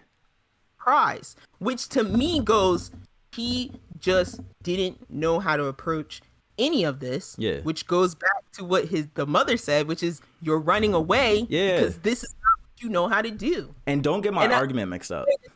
Bad person. That's what I'm saying. Yeah, don't get my argument mixed up. He's not a bad person, but he's a terrible parent. He's not a bad person. He's a hero. But I'm gonna say that doesn't make you a terrible parent either, because Okay. sometimes, like, you look at like Hawks' dad, right? Mm-hmm. Better if he had ran away. Would have been way better if he had ran away. If the mom didn't make him stay. Yeah. Remember he said like the mom like hid him. Yeah. And that's why the dad, like, that's the case where like maybe you want that parent to run away from the situation. Yeah. Because I agree. he's gonna stay around and beat Hawks. What's his face's dad? Shigaraki's dad. If he would, Shigaraki would have been way better off if his dad was not there. But I think Shigaraki would have been better off if his grandmother had been in his life. also agree. I But agree. she thought she was doing the best thing for them. But she also didn't do anything negative to him. Like Endeavor did things negative to his family. Like she didn't actively do anything to him. It was her absence that was. But her absence was the intentional act. Like her act, it wasn't like she left and didn't know. She intentionally left to not be connected with them so that they weren't in trouble. But that in itself caused the problem. Yeah, but to me that's different from like, hey, going up to your to like your wife or whatever and be like, this is your fault my son is like this. Or son, Yeah. this is like, that's different to me. Just walking But I away from said, something.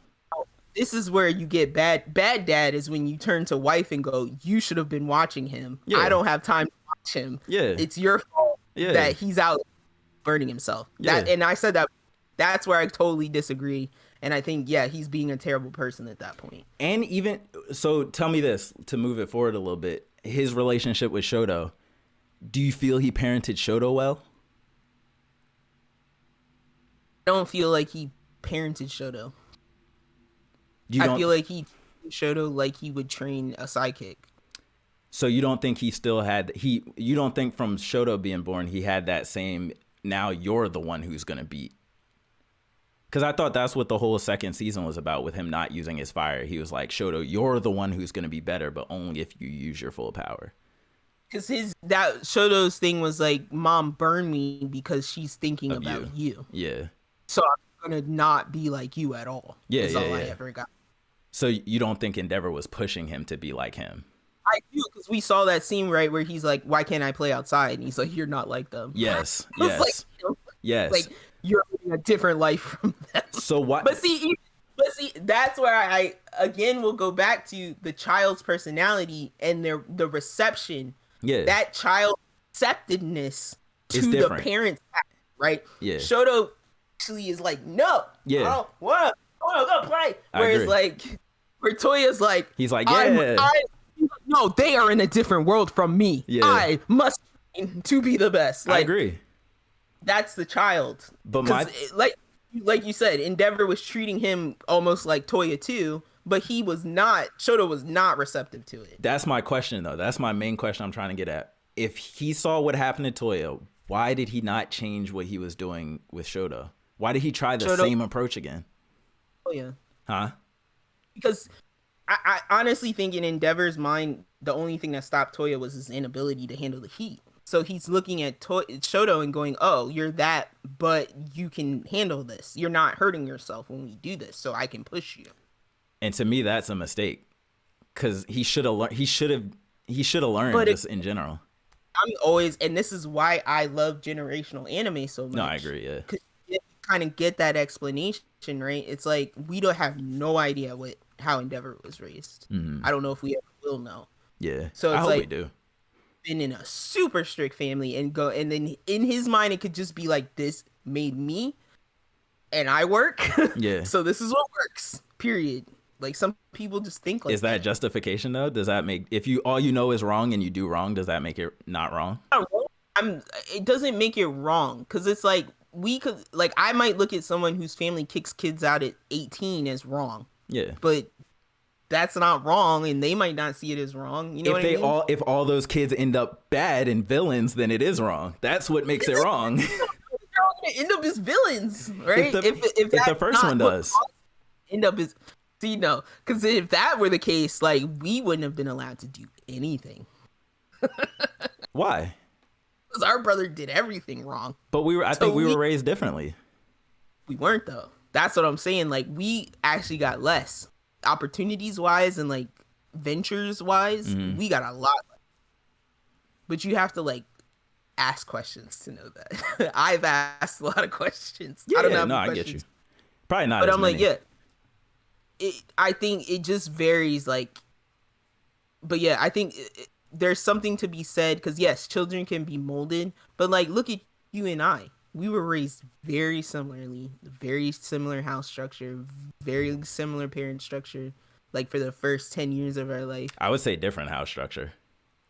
I would let's say first 6 years of your life. Yeah, We're relatively the same. We have okay. really different personalities. Really different. On some things, we on are some things. very aggressively. Yeah, kind of like this. Yeah. I'm not just talking about verbal arguments. I just mean as far as like how you approach things in life, Yeah, how yeah, you feel about. I agree. That has nothing to do. I think that's a nature thing. It might. I think that's where we disagree. I think it has a speck to do with nurture and a lot to do with nature. I feel you. I do think that's where I think that's the main disagree. Because I'm like, topic. I won't say exactly what it was, but we had something recently where I literally looked at our mother and I went, how are we, that how different? do time we are literally on opposite ends of the, but the situation that caused that, it's like we both went through that, but we have completely different viewpoints of it. And I think that's just the child, right? That's the person. I also think that the difference between us two, like in real life, and Shoto and Toya is that they're both boys. We're a boy and a girl. I think that makes a huge difference too, because I see this all the time. Our lenses of both of our parents is different for each parent, for each of us, if you get what I'm saying. Whereas I think Toya and Shoto, they should be looking at Endeavor the same way, more or less. Like they should be looking at the lens that they look at him through should be more or less the same, I think. So that's why I put so much emphasis on his actions. Like I get what you're saying, but even if you parallel, you could just switch the parents. Because you have one parent in that situation that just went wonky and just gave up, disappeared. Yeah. You know? So I would argue that like some similarities there, but I say that all to say that Toya, if Shoto had a quarter of the fight that Toya has, I might believe your argument a little bit more. But I'm like, even as a baby, he had that dead like he did. He was just in his little ice bubble while he was sleeping. They're like yelling. He's just like, yeah. So Shoto. Fuyumi and Natsu really went through. Shout out. But yeah, I'm like, he's like, I love when he was like, he held out his hand and he's like, when you're done crying, stand up and shake my hand. Yeah. Dad, he's like, I'm gonna let you cry. I'm gonna let you finish. Endeavor sees his family now. He just bursts into tears. Yeah. Like I do appreciate that. I appreciate the regret because I feel that he really feels like he wants to be a better person and fix whatever mistakes he thinks he did.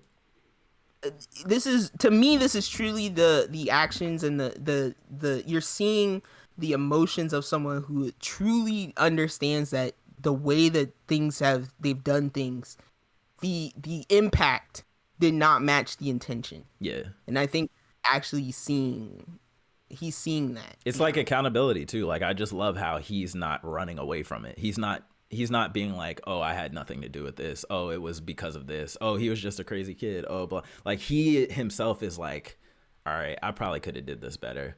All right, I'm going to do this different moving forward. I'm going to be a better example for Shoto moving forward. I'm going to try and bond with Shoto a little more because maybe I was removed. They were like, Hawks was like, who burned Shoto's face?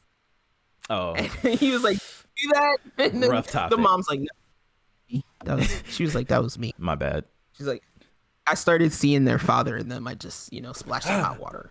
My bad, son. That's still the most Look, that's still one of the saddest things in the show. Let's not forget that mom dumped a hot pan of water on Shoto. I'm mad at her for that. Don't get me wrong. I'm mad at her for that. Should have been in the hospital staring out a window for 3 seasons for that. I'm mad at her for that because we saw Endeavor hit her, but we never saw him hit any of the kids. So good on him for that. Swinging on people. Huh? Swinging on people. Yeah. And that was when I turned on it. I said, see, he crazy. Because I said, fire swinging at his mom. I was like, putting his cloak on. Yeah. Having like dark moments in the doorway. That's him. Dobby. Yeah. Little baby Dobby in there. Yeah. And I don't disagree that he may not have had anything weird going in his mind or whatever. Like he didn't have any weird tendencies, but I think someone should have identified. One that always says that the quirks are like an extension of their personality. I agree. So the hotter the fire, the hotter the personality. He might just be a little more flamboyant. I agree. No, I agree. But yeah, I just think you got to handle him differently once you identify the crazy a little bit. Papa Tiz gives you his advice on how to raise your children. Yeah. I can't wait for your podcast. For my what? For your parenting podcast. That's never happening. I don't care enough to give people advice. You're going to be like Parenthood with Tiz. I'm just going to have him sit on a lot. It's not going to be about kids at all. It's just going to be about your dog. Raising a dog like he's my kid. Talk like he's a baby. You're going to be like, okay, you need to apply the diaper cream to the belly. You're going to be like rubbing his belly. I always say dogs are just eternal, like 5-year-olds. Just for the entirety of their life, they're just stuck at the age of 5. Like for real. I can't wait, y'all. The Parenthood with Tiz. It's in the hood, in the P hood with Tiz. Yeah. In the hood. I've learned so much from anime about parenting. It's crazy. Hood is short for parenthood. I'm gonna be like Jing. I'm just gonna leave. I'm gonna leave a note. I'm like, find me, son. And he's gonna turn out mad strong. He's gonna be mad inquisitive. He's gonna be mad good at making friends. That's all you gotta do. The anime fathers with Tiz. That's all you gotta do. Just leave a note. Come find me, son. I love you. The whole podcast is just a note that's like, I never wanted to be a parent. Or Goku, just be around, but don't be that much around. Gohan didn't turn out a villain. Go fishing, son. That's all they did together. They fish and ate. Trunks didn't turn out a villain. What did Vegeta do? Many more issues that we're not going to discuss. That's right. That's the writer's fault. That's not Trunks' fault. That's just the writing. They did him dirty. No, it's his fault. They did him dirty. Man. Dragon Ball is just a wash with absentee fathers. Oh, yeah. Just no fathers. That's what they teach you as a Saiyan. As a Saiyan, you must leave your son. Saiyan, your dad has already died in war, and you were born in a test tube without your father. And if you die before you get to be old and be a father, that just means you weren't strong enough. Strength to the Saiyan race. You know what I'm saying? May the weak ones die. If you don't survive to be a father, you were worthless. You were worthless anyway. That's how I imagine Saiyan logic is. I want to podcast this. It's you, Ging, Piccolo, and who else? What other terrible father? I was gonna say Piccolo. Piccolo's gonna hard exit. He's gonna be like, I did everything for people like you. Every podcast wondering why he's on the father podcast. And then you go, because you raised Gohan, and he's gonna be like, no, I didn't. He's like, oh my god. Raised Gohan and Pan. Yeah, honestly, probably a little bit of Goten too. So yeah, crazy. Ging. I don't know why. I'm like, who was there? There wasn't a bad father in Naruto.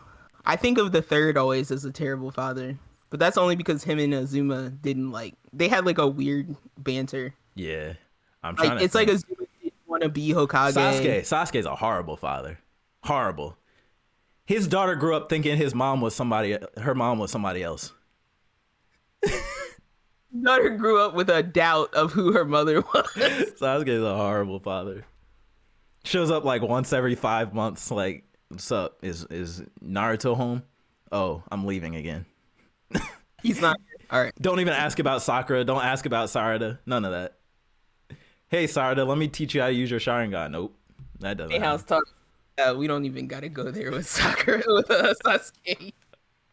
Yeah, he needs a spot on the pod. Oh my god. But yeah, Azuma had a child, right? Before he died. Did he get Yeah, pregnant? yeah, but he died while she was pregnant. Add him. She's in Ghost Dad. Boruto. All right, so we got Ghost Dad, we got Ging, we got Piccolo. That's gonna be the cover for this podcast episode. It's gonna be Endeavor, Jing, Azuma. Piccolo, Asuma, Just headstone. in like a Skype video call. Oh man, that's good. Terrible dads. That's good. That's wild. Yeah, Endeavor. I'm forgetting Endeavor. Yeah, Endeavor got to be on there too. Just have a dad off. Let's just talk. Like an AA meeting for dads. A picture like Ging's just sitting there, but clearly doesn't. Ging's gonna be like be in yeah, he's like at the food table like during the meeting, not paying attention. Ging's just gonna be like Goku's gonna be in the back doing like one finger push-ups. He's gonna be in the back training, like sitting in his chair, but he's like all nervous. And, yeah, pent up. Endeavor's just gonna be screaming. Oh man. I guess Thorfinn's dad would be like the good dad. Yeah, Thor's was amazing. The only thing he did wrong was meat shielding. The only thing he did wrong was meat shielding when he didn't have to. The only thing he did wrong was like he could have like gone and gotten those 13 arrows taken out while he gave that speech. He could have just not giving. He could have just not took the arrows to the chest. He could have grabbed his son and like went somewhere else, like hopped in the water or something. Like he's Thor's.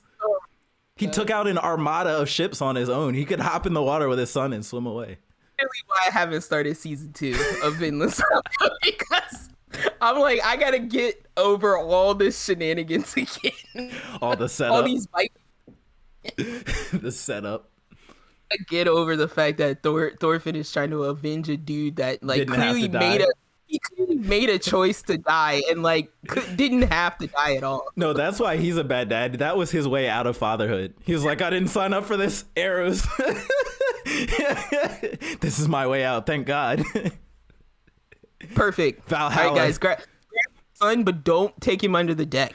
And let me stand here and give this speech while they fill me with arrows. Yeah, because what's the Norse thing? When you die in battle, you go to Valhalla. He was like, oh, I'm going to Valhalla today. Sorry, son.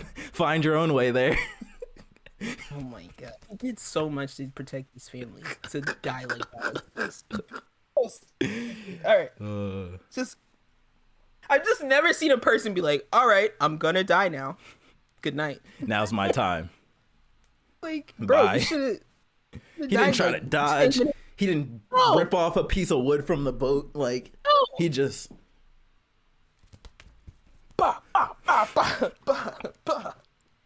All right. So yeah, Bad Dads. That's our podcast. That's the name of this podcast. Bad Dads with Thor's Hello. Vegeta, like we get Vegeta's thinks he's supposed to be on there, but then he wonders why he's not in the photo and his name's not on there. It's that era where he had the flat top and the mustache. That was all good parenting in that era. He retired his Saiyanhood for all of GT to be a father. I prefer the Batman era. You know this. Which one? Batman era. Oh, on the button down. Oh man, that's too funny. But yeah, so just to move on a little bit, because we could talk about Hero. Go quick through the rest. We gotta go quick through the rest. Yeah, what else happened in the episode before we forget? Nothing. We laughed already about. We learned how he got his burns. Yes. He went out. He went into Toya. Yeah. Toya went into the woods after he just disappeared one day because of the whole "you can't be a hero anymore" and Shoto is jealousy, all that.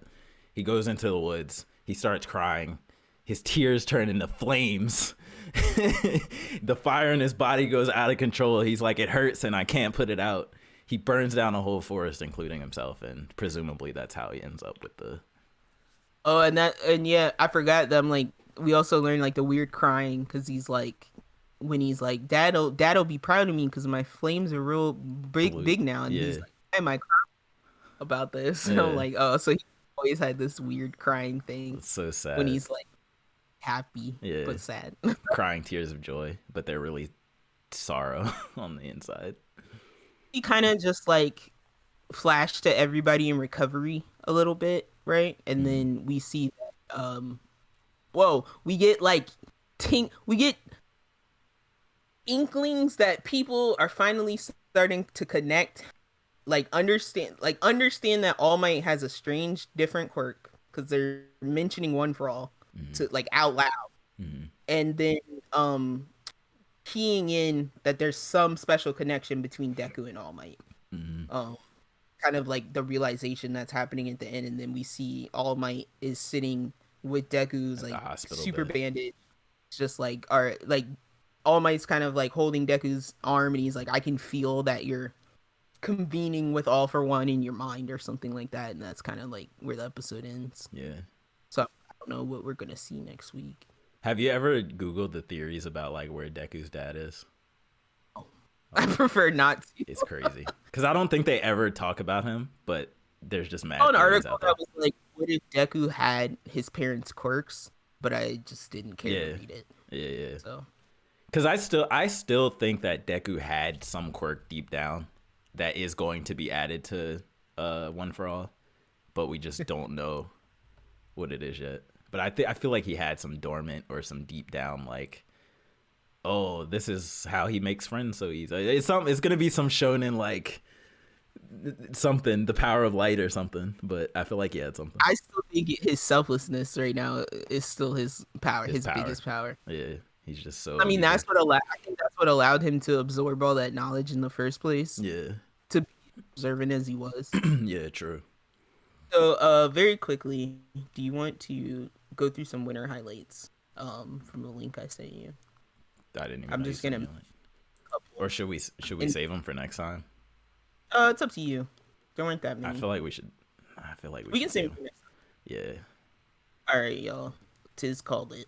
So, if we missed anything, if you were deeply empowered by this week's fatherly episode of My Hero, such a weird topic in My Hero. This is like fatherhood. It's a very Yo, strong My Hero. anime. Wait, what's the anime imitates life?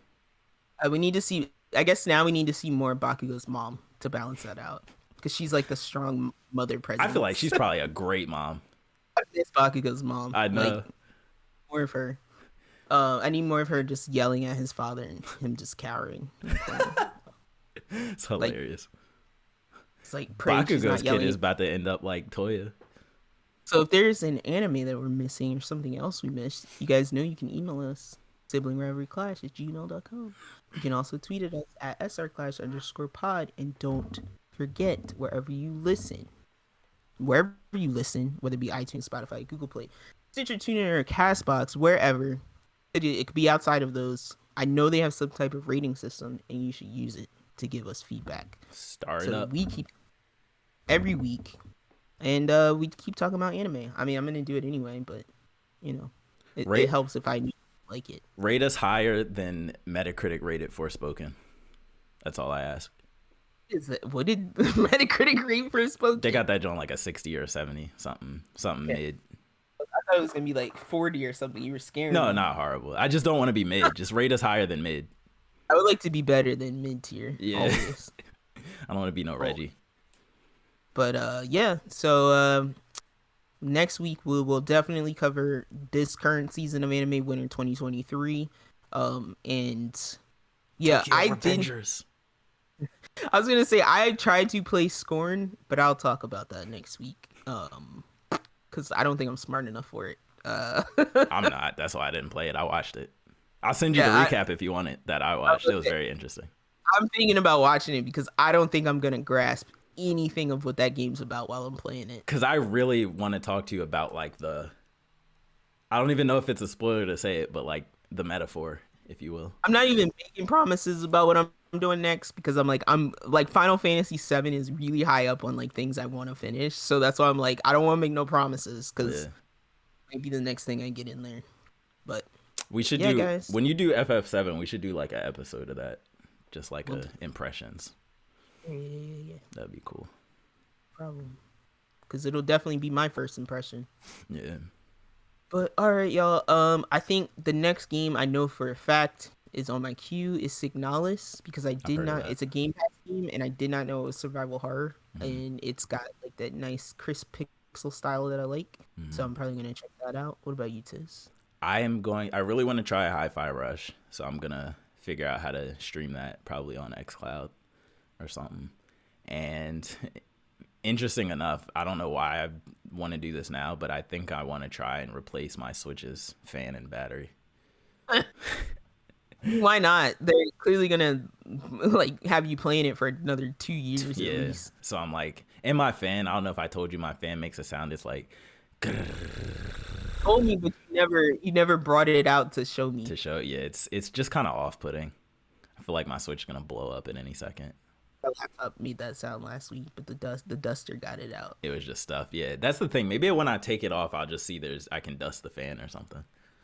But I know. I actually thought about. I was like, God damn it, do I have to buy a OLED? I was thinking about it too. I was like, but every review I see, no performance difference. Zero. I don't want different size Joy Cons and Yeah. all that. Like, Yeah, and the same battery life as the V2 Switch, the red box one. So it's not worth it, I don't think. Yeah.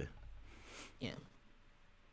All right, y'all. So you know where to find us. Email us at siblingrivalryclash@gmail.com and at srclash_pod. Until then, we will see you next week. Peace out.